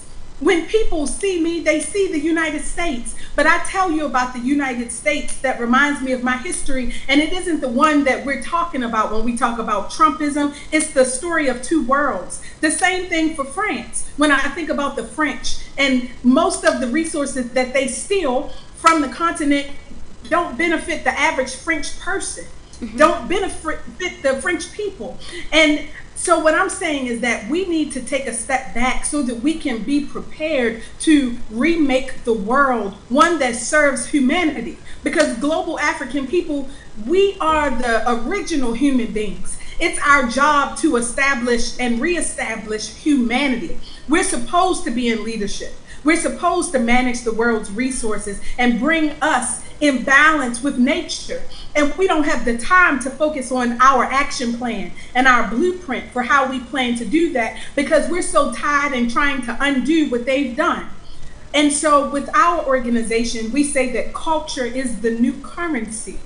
That is the currency that is most important. And sometimes I see artists and culture workers and artivists and the farmers, those people that are doing the healing arts, they're relegated to the margins of conversations like this. But it's important that we bring women and that we bring young people, healers, those that are on the margins of our dialogues into the center, because they're going to be the foundation of our salvation. And I think that when we start to look at our value systems and realize that they are inherently European, that even if we have black faces, we are infected with the same value systems that have perpetuated this oppression of global people. Not just African people, global South has been affected by this. When we think about reparations, we need to think about the environment. What are we going to do when the environment finally takes revenge on humanity? These are the broader conversations that we need to talk about. And I think that in this time where the African Union has dedicated this decade to now the decade of reparations, reparatory justice and healing, we need to take a time for ourselves, the time out, to stop playing by their rules, stop going to their tables because they've called us. We don't have to respond. We can simply say collectively, enough is enough. Let us have a conversation with ourselves. Indeed, having real conversations with ourselves, and for the future of Africa in the New World Order. Over to you, Dr. Nyaka, briefly before we move to welcome Mr. KOFI, who just joined us. Yeah, so I think, it's a good thing Kim spoke about before me. I agree with her.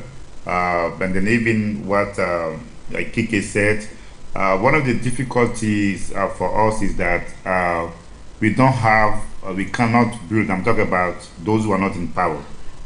We like to denounce African leaders, but it is impossible, I've seen that so far, to build a real united front on the level of the civil society.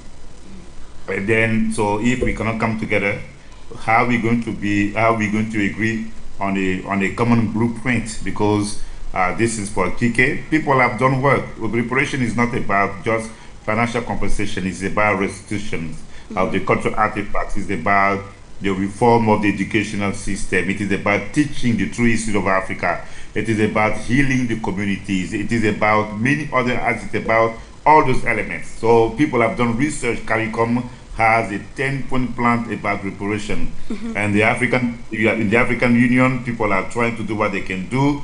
There was a conference in Nigeria, in Abuja. There's the Abuja Proclamation in 1993. So people have done work. And then many other people here, Queen Mother, what's the Queen Mother, that's her name, in the United States. I think she put together a number that she think was going to be the amount for the money that the US owes, to Black Americans. But what we need to see now for us to be more effective in the struggle, those from the Caribbean, those from the United States, those from Africa, and then those who are Afro-Europeans, we need to find a space, come together so that we can harmonize our positions and speak with one voice and build a real united front so that we can impact those leaders. Because many of the leaders, and again I'm going to quote Kim when she was talking about preparation for reparation, many of them are not like Kwame Nkrumah. Kwame Nkrumah had a clear vision, and he knew what he was doing when he could call for the conference in 1958, the All African People's Conference. But today, like I said, if people do 80th anniversary of the terror camp massacre, and they don't tie that to the restitution, the debate of the restitution of the land in South Africa, and they don't link that to the massacre of the Herero, or they don't link that to the massacre in Cameroon, then we're not in a good situation. So this is what I want to say. Thanks. Indeed, we need to follow the track and the right objective to meet, and I think this can be enjoyed under foreign policy that will propel Africa to the position with you, Kofi Don-AGOR, probably representing Ghana. We can see Ghana is probably the focal point when we talk reparations, because the country has been leading, and we heard a very strong message from its president, John Dramani Mahama. Holistically, you joined late the conversation. Let's look at how having a clear understanding of reparations can help to coin the new foreign policy stance of the African continent that will go with what Dr. Elijah highlighted, that policy-wise, we can move together to be able to probably take back what Africa deserves, and also give Africa a larger scope when it comes to international dealings. All right, thank you so much. And let me apologize that I joined this whole discussion very late. There were other meetings that I'm in currently in Parliament, and we had some meetings with the members of Parliament, and of course, some ministers as well. So I apologize for that, and then forgive me for coming into the program very late.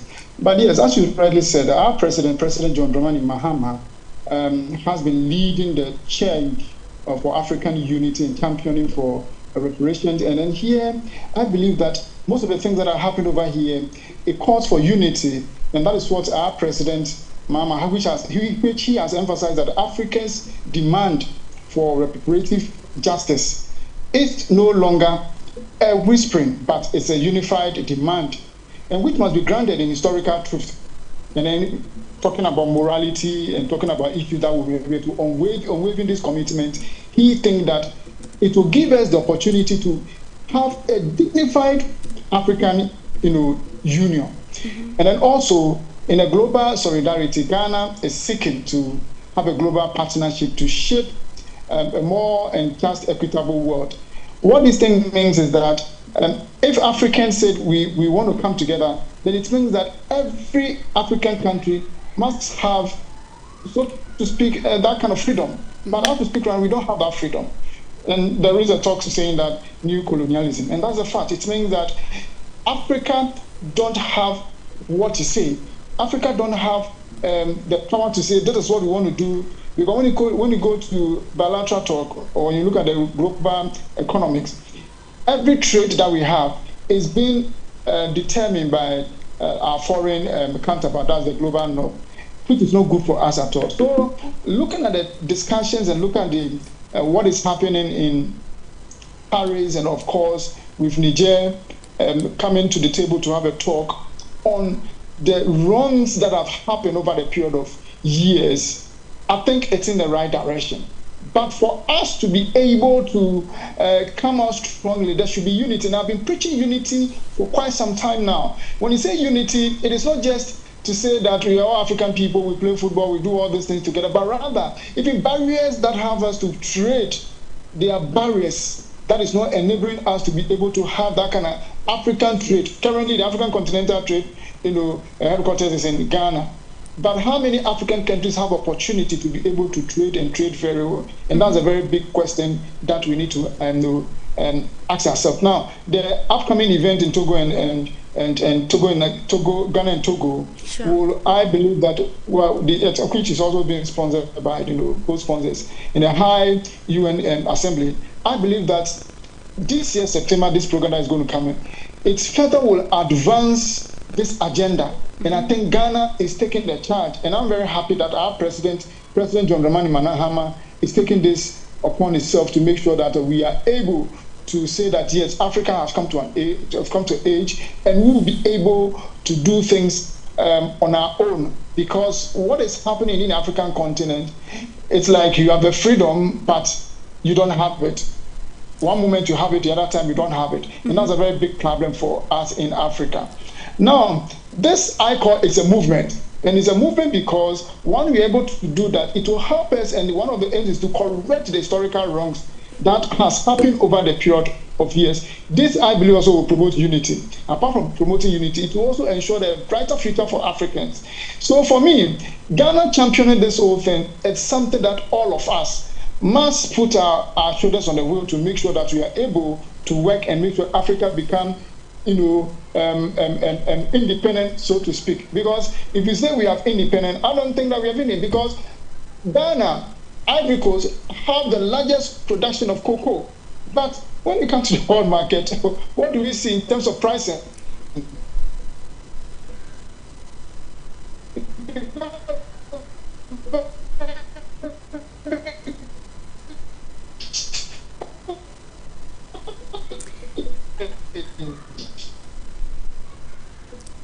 I think. So for me, I think to make sure that Africans have the rise to the core and make sure that once we open that, we need to be done in our respective countries. I mean, we should be fed up. I mean, look at the resources that we have, the natural resources that we have, but Africa is very poor. Why should it be so? It shouldn't be so. Okay. And poor leadership is also another area that we have to look at. African leaders, and for that matter, the technocrats, so to speak, you find themselves in Africa and they are not working as supposed to be. But when you travel outside, because the systems are working there, you cannot misbehave. You cannot misbehave at all. So I'm calling on African leaders to be up and doing. The talk is too much. Let's walk the talk. If you're able to walk the talk, I think everything will work for us.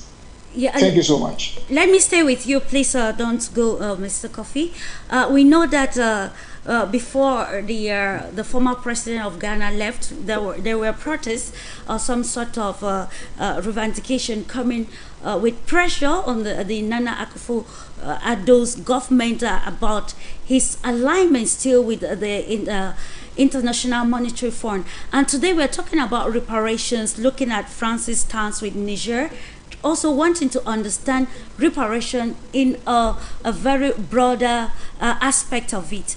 Has the Mahama-led government that is championing this reparation call under the guides of the African Union reviewed probably the engagement that the nation has with the IMF, and which he reiterated in his discourse that there is need to ensure that we are clear from these trade or debt entanglement? What prospects? Yeah, thank you so much for this question. If I understand you're talking about the IMF programs and the loans that African countries, for that matter, particularly Ghana, we know that Ghanaians went out to the streets because of this IMF, pressure, which actually led to some an unhealthy economy that affected negatively Ghanaians.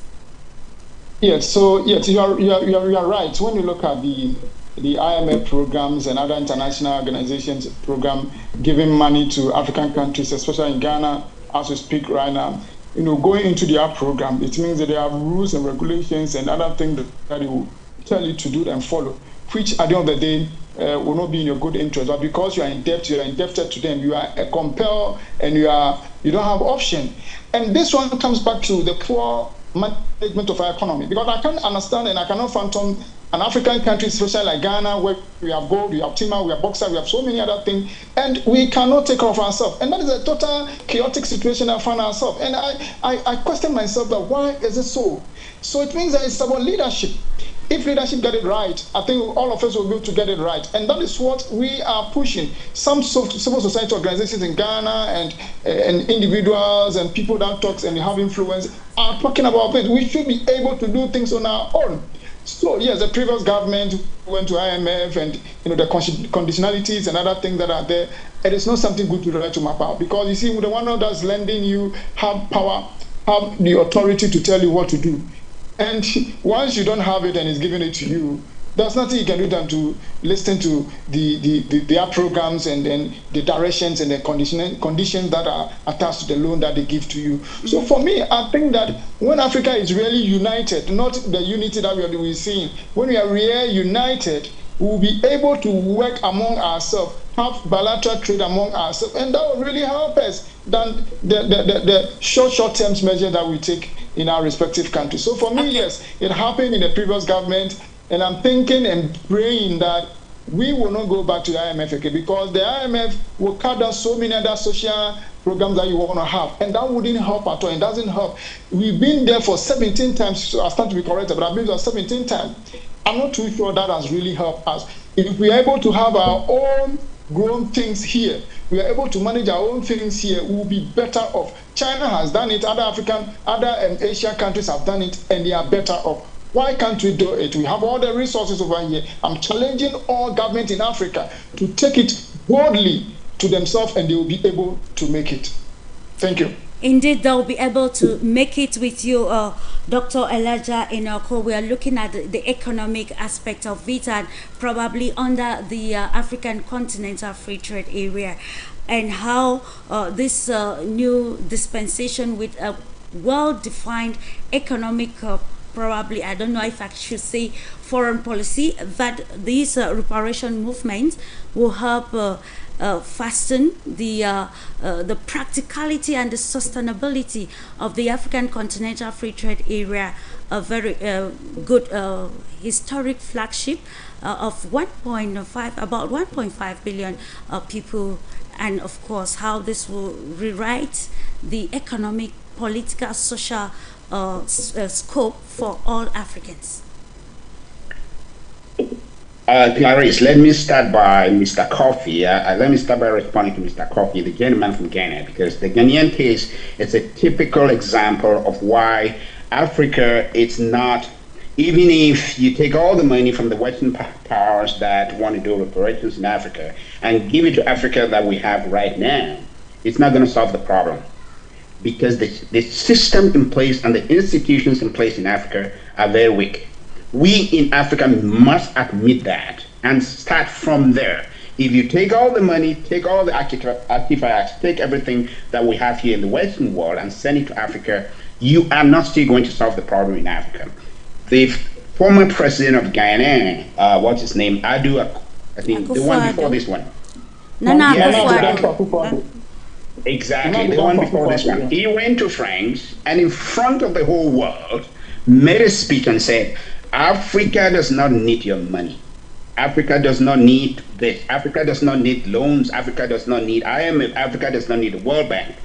2 months after that speech, the same gentleman was at the World Bank begging for loans and for restructuring. And the World Bank and the IMF went in there with their draconian measures, started implementing all these policies that the gentleman that just spoke are going through right now. So it is because, regardless of the tough talking, regardless of that bravado that we are trying to show in Africa, our systems by themselves are not ready for this kind of systemic change.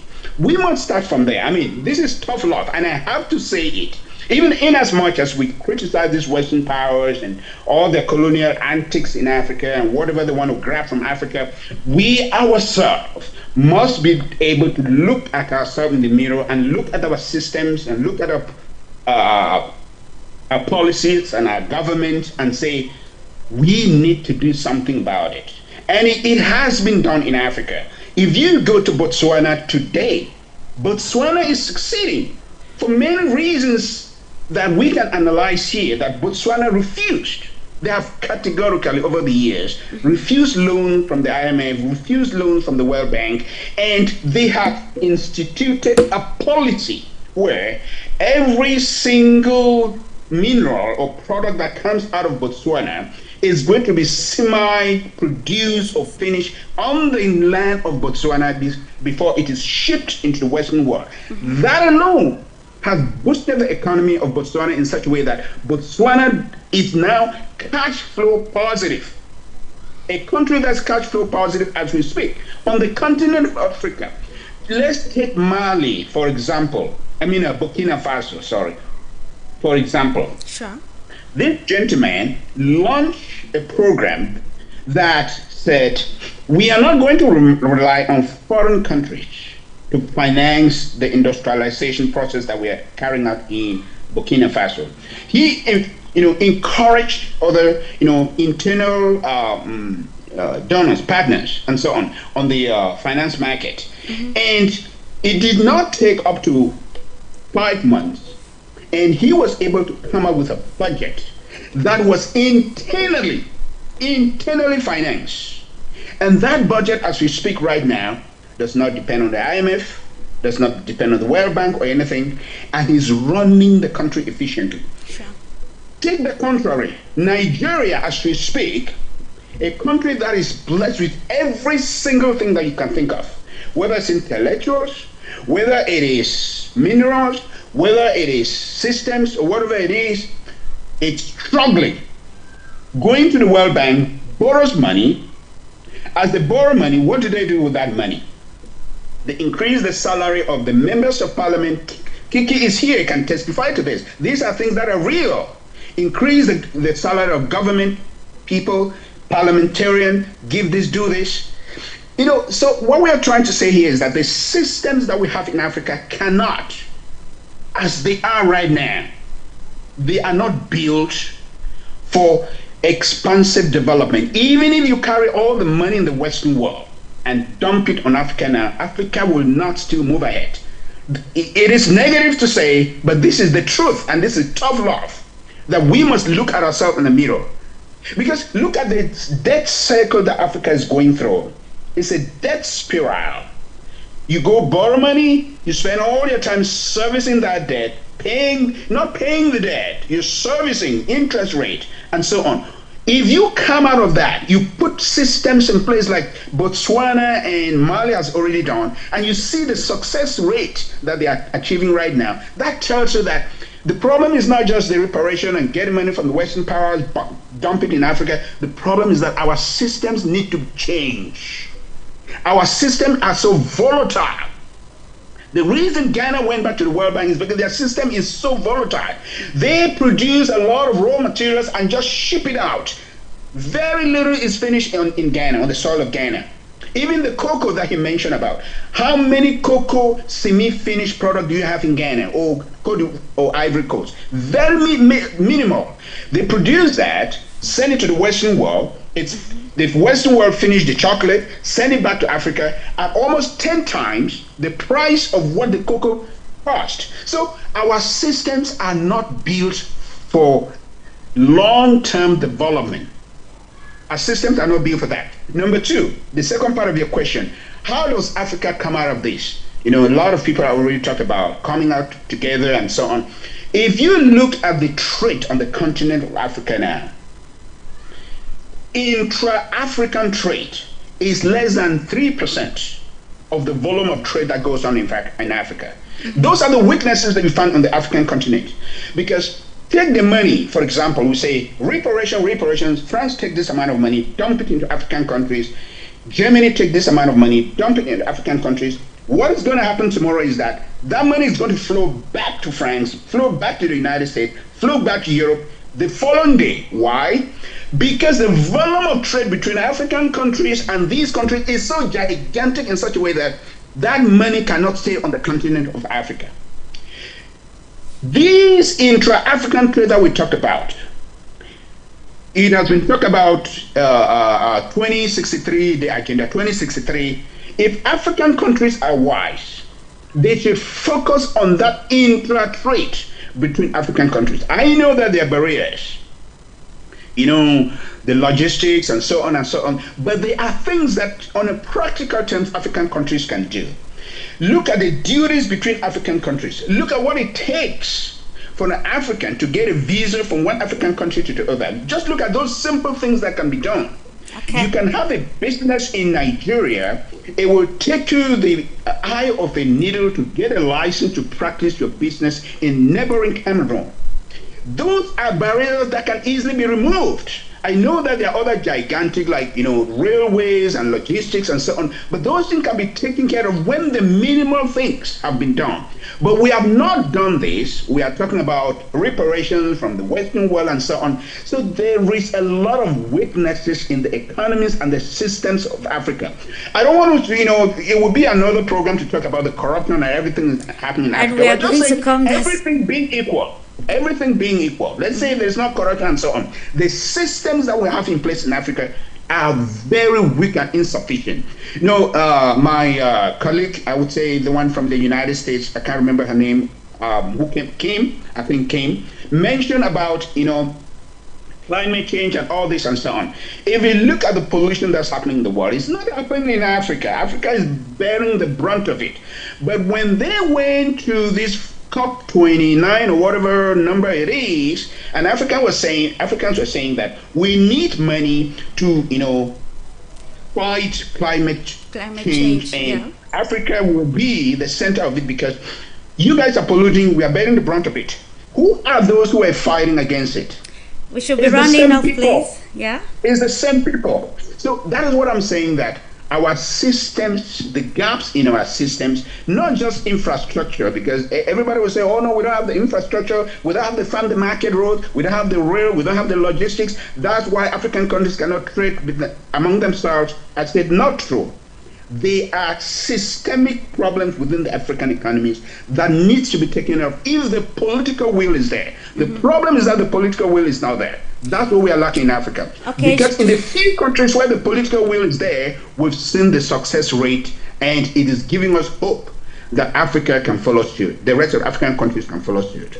In data, understanding the internal dynamics will help us to better navigate this period. I think we are rounding off and actually above time, but then we've been given some few minutes for concluding statements regarding a topic for discussions, which is very relevant to the African continent at this particular moment. And we start off with you, Dr. GNAKA LAGOKE.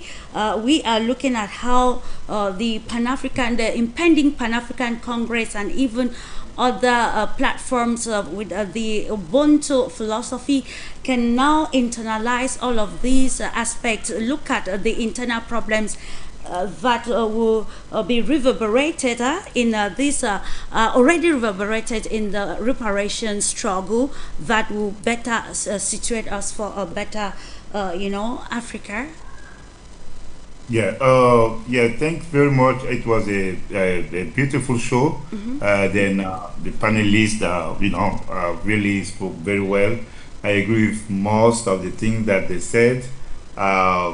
So as we are at the end, the one thing that I will say that Africa suffer not so much because of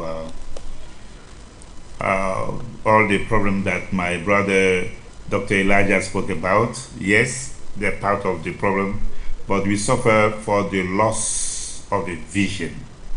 That is our biggest problem. So when you have a vision, again, I go back to Kwame Nkrumah, because we have already seen the best Pan-African practices with Kwame Nkrumah. He was not the perfect leader, but he was one of the giants the world produced. And then he understood what was at stake, and then he understood that he needed to promote the African personality, the black capability, and also the burden of duty of Ghana to contribute to the decolonization of the entire continent of Africa, and then to reinforce the ties with the people of the diaspora. And then George Padmore from Trinidad was his advisor. The W.B. Du Bois' wife was the director of the National Radio Television. Du Bois himself died in Ghana. I can give many other examples. Malcolm was there, Dr. King was there. So for me, it has to be seen as the compass of what we need to do. And then today, in the conversation about reparation, that vision of Nkrumah, that many people like Cabral, Thomas Sankara, Mandela, they shared, that's the vision we need to claim today. As we claim that vision, we need to elevate our standards, and I go now with Dr. Elijah. We need to reform our systems, but only people with vision who know what to do and who care about the interests of Africa can do that. that takes us to the question of leadership, but visionary leadership who wants to implement a real vision for the needs of the African people, so that they can, have like high standards of living, and so that they can be people who claim their dignity, who can play a major role in this world in the 21st century. So for me, the loss of vision is what we need to deal with, and when we do that, everything else now can follow suit. Thank you. Thank you so much, Dr. GNAKA LAGOKE, for your insight, and coming to you, Kim, for a concluding phase, looking at the role of the African communities or diaspora communities in line with the reparations, and how we can bring together the ideologies of the founding fathers of Pan-Africanism to meet the present dispensations of the complex new world that will probably align with the new agenda of the African continent. Thank you, Clarice. I appreciate that. For those out there listening, again, my name is Kim Poole, and on behalf of the Teaching Artists Institute and all of our supporting organizations, I want to acknowledge the fact that the work is working. A part of our victory is changing the narrative. In 1776, my people were enslaved here in the United States, and it was because of our persistence, because of our support systems in the Caribbean like Haiti, because of our alliances, that we were able to make space for the mindset of Kwame Nkrumah that was mentioned when he went to school here in the United States, right there in Pennsylvania where you are, Professor, and he learned that if we can, as Americans, emancipate ourselves from Britain, and if Black people can emancipate themselves from this country, then surely Africa too can be emancipated. And he took that spirit of liberation back to Ghana, and he was in leadership of the first country free from colonization. And so it is in our connection. Our liberation is indivisible. Global African people, our healing is in our connection. This past March, I was a part of the second Accra Reparations and Healing Summit that happened in Ghana. And during this summit, experts from around the world, like Dr. Joy DeGruy, that talks about the post-traumatic slave syndrome, like our brother John Graham, that talks about the need for healthy marriages that build and pillar healthy communities and how that will create our healthy nations. It was in the midst of these conversations that were centering reparations that also talked about our healing. And once we get back to figuring out our culture, to prioritizing our healing as a community, only then will we be prepared for the reparation that is inevitable. And I look forward to working with anybody that is interested in being a part of this work. This television show today is an opportunity for me to engage with you. It's not a talk shop. I'm not here to pontificate ideas. I'm here looking for partners at the grassroots and at the grass tops. We're on Facebook, Teaching Artists Institute Facebook.com/teaching artists, one word. That's what it is. I'm getting old, y'all. Facebook.com/teaching artists. Please follow us, inbox us. We are looking for people that want to do this work, the work of repairing, cooperative repair, the work of healing, the work of interfaith resource development. Culture is the new currency, and we need you to know that the human resource is the greatest resource, and your engagement is the foundation of our liberation. Thank you again. Thank you so much, Kim Poole. Thank you for your insight. Indeed, when we emancipate from the mind, we go gradually towards emancipating from every aspect, bringing us to the willingness. We come to you for concluding a statement. Dr. Elijah ENOAKU, that will encompass our topic for today, France's move towards Niger, and what Africa can do particularly to be more diplomatically, strategically ready to engage new confrontations in the new world. Kim talked about post-traumatic slave syndrome, but I think what's happening in Africa is post-traumatic colonized syndrome, because the reality is if you allow your anger out of a situation to cloud your judgment, you suffer at the end of it. If you allow the anger from a misunderstanding that you have with somebody to cloud your judgment of what's happening, you are going to suffer from it for a long time. So I think Africans, we must understand what is at stake. Whether it's reparations, whether it's our systems that are not working, we must look at ourselves in the mirror and usher in that tough love, because we have seen it. We have seen countries that have done that advance. So because I like to be practical, while we do all these things might sound like slogan and want to be this, want to be this, but on the ground, look at the lives of the people on the ground. What is it that is working? What is working if we go away from archaic systems that colonial powers impose upon us, and we say we can be independent in the mind, independent in our system. Look at our people in the eye and say, our governance system is not working. Our educational system is not working. Our infrastructural system is not working. Our corruption level is what is killing us. Our tribalism level is what is killing us, where you go to the poll, you don't vote for somebody because that person is qualified. You vote for that person because he comes from your tribe. And then you turn around and blame the Europeans because you have elected a bad leader. A bad leader because he comes from your tribe. We have to look internally and see what is it that is killing us now. Yes, I agree with my, with the doctor from the historian. GNAKA LAGOKE, yeah. Thank you very much. My apology.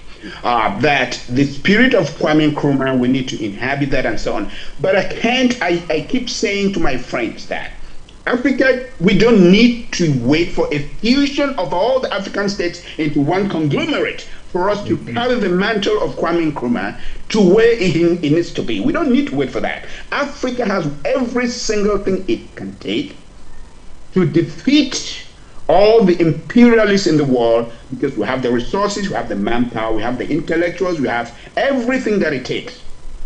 And I want to end on this note, that when the African Free Trade Agreement was announced, you saw commotion all over the world.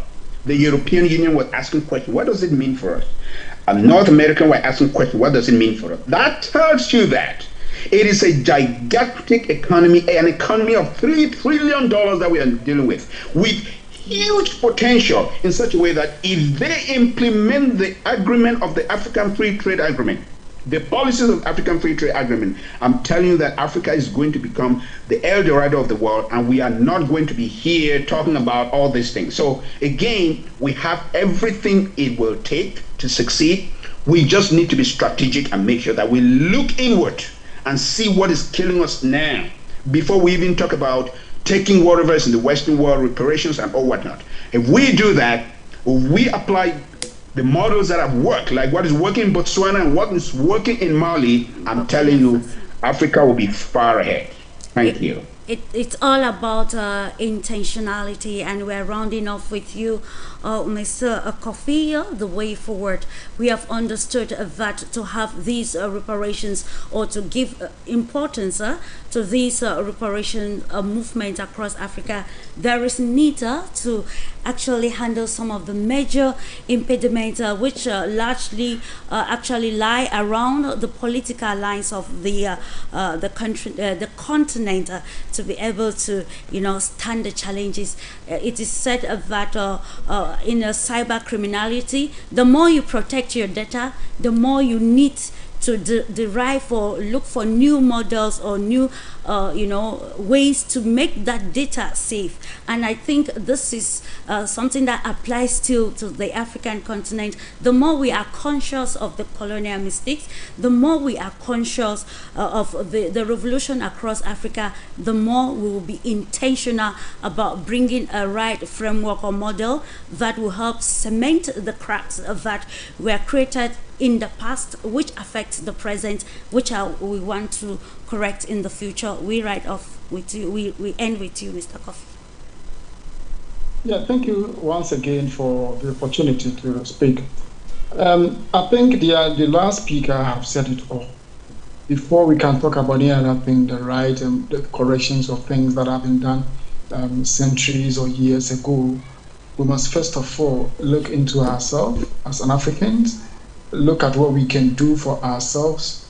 That self-patriotism, self-realization, corruption, and other things. Building institutions and not individuals, making sure that institutions are working independently. Those are the things and those are the virtues that can help Africa. If we don't do that, I'm not too sure that those are the Western, the Northern, global North are far better than us. I'm not too sure. But I think we lost. We have corrupt leaders, and I'm not afraid to say that. We need to come to the realization that where we've got into, we must first of all unite and be truthful to ourselves and rise to the call to say that these are the things that we will do that will help us to be able to unite ourselves, have one understanding of the things that will help us to develop. Until we do that, the IMF, the international organizations will bring us money, will bring us whatever, and we will not be able to develop. So the third point is that let's look into ourselves, change our attitudes, change the way we do our things, and we can talk about other things. My message to African leaders is that let us not be selfish. Let us understand that democracy is expensive. Let us understand that we are not Europeans, we are Africans. What can we do for our people to make sure that they are able to have food on their table? What can they do to make sure that people that we are governing have a say in the things that we do? Until we do that, we will not get anywhere. Thank you. Yes, servant leadership is what is expected to give meaning to all the revolution happening across the African continent, and to note that when we look at from the insights provided by a panel of experts this day, we will conclude that there is need for intentional leadership across the African continent, leadership that will help the African people to identify who they are, leadership that will actually transcend to the philosophy of Ubuntu. It is also imperative for all stakeholders, be it the diaspora, Pan-Africanist activists, civil society across the African continent, and particularly the African media, to write the right stories that will help broaden or widen the horizon of Africans to understand who they are, understand the principle of unity for a better Africa. Just as we are concluding, today we are celebrating Mandela Day, July 18, 2025, to reiterate that the theme is still in her hands to combat poverty and equity and inequity. I will bring it to our topic for today. If we really want to give reparation movement this great relevance, there is need for us to understand that if we are revolutionary about sending the former colonial masters out of the African continent, we should be also radical and positively revolutionary about solving the internal problems which are hijacking the continent's standing at every level, diplomatically, geopolitically, economically, and you can name the rest. Thank you so much, ladies and gentlemen, for the great insightful analysis, hoping that the objective will be met, which I will reiterate, a platform where we exchange ideas, bring different or diverse opinions to meet a common objective of making the world suitable for mankind. And that is what we are here doing on Global Insight this day, thanking the technical crew for ensuring that the program was a smooth one. Thank you all, and do have a lovely moment, a lovely weekend in the company of our transmissions. Bye-bye.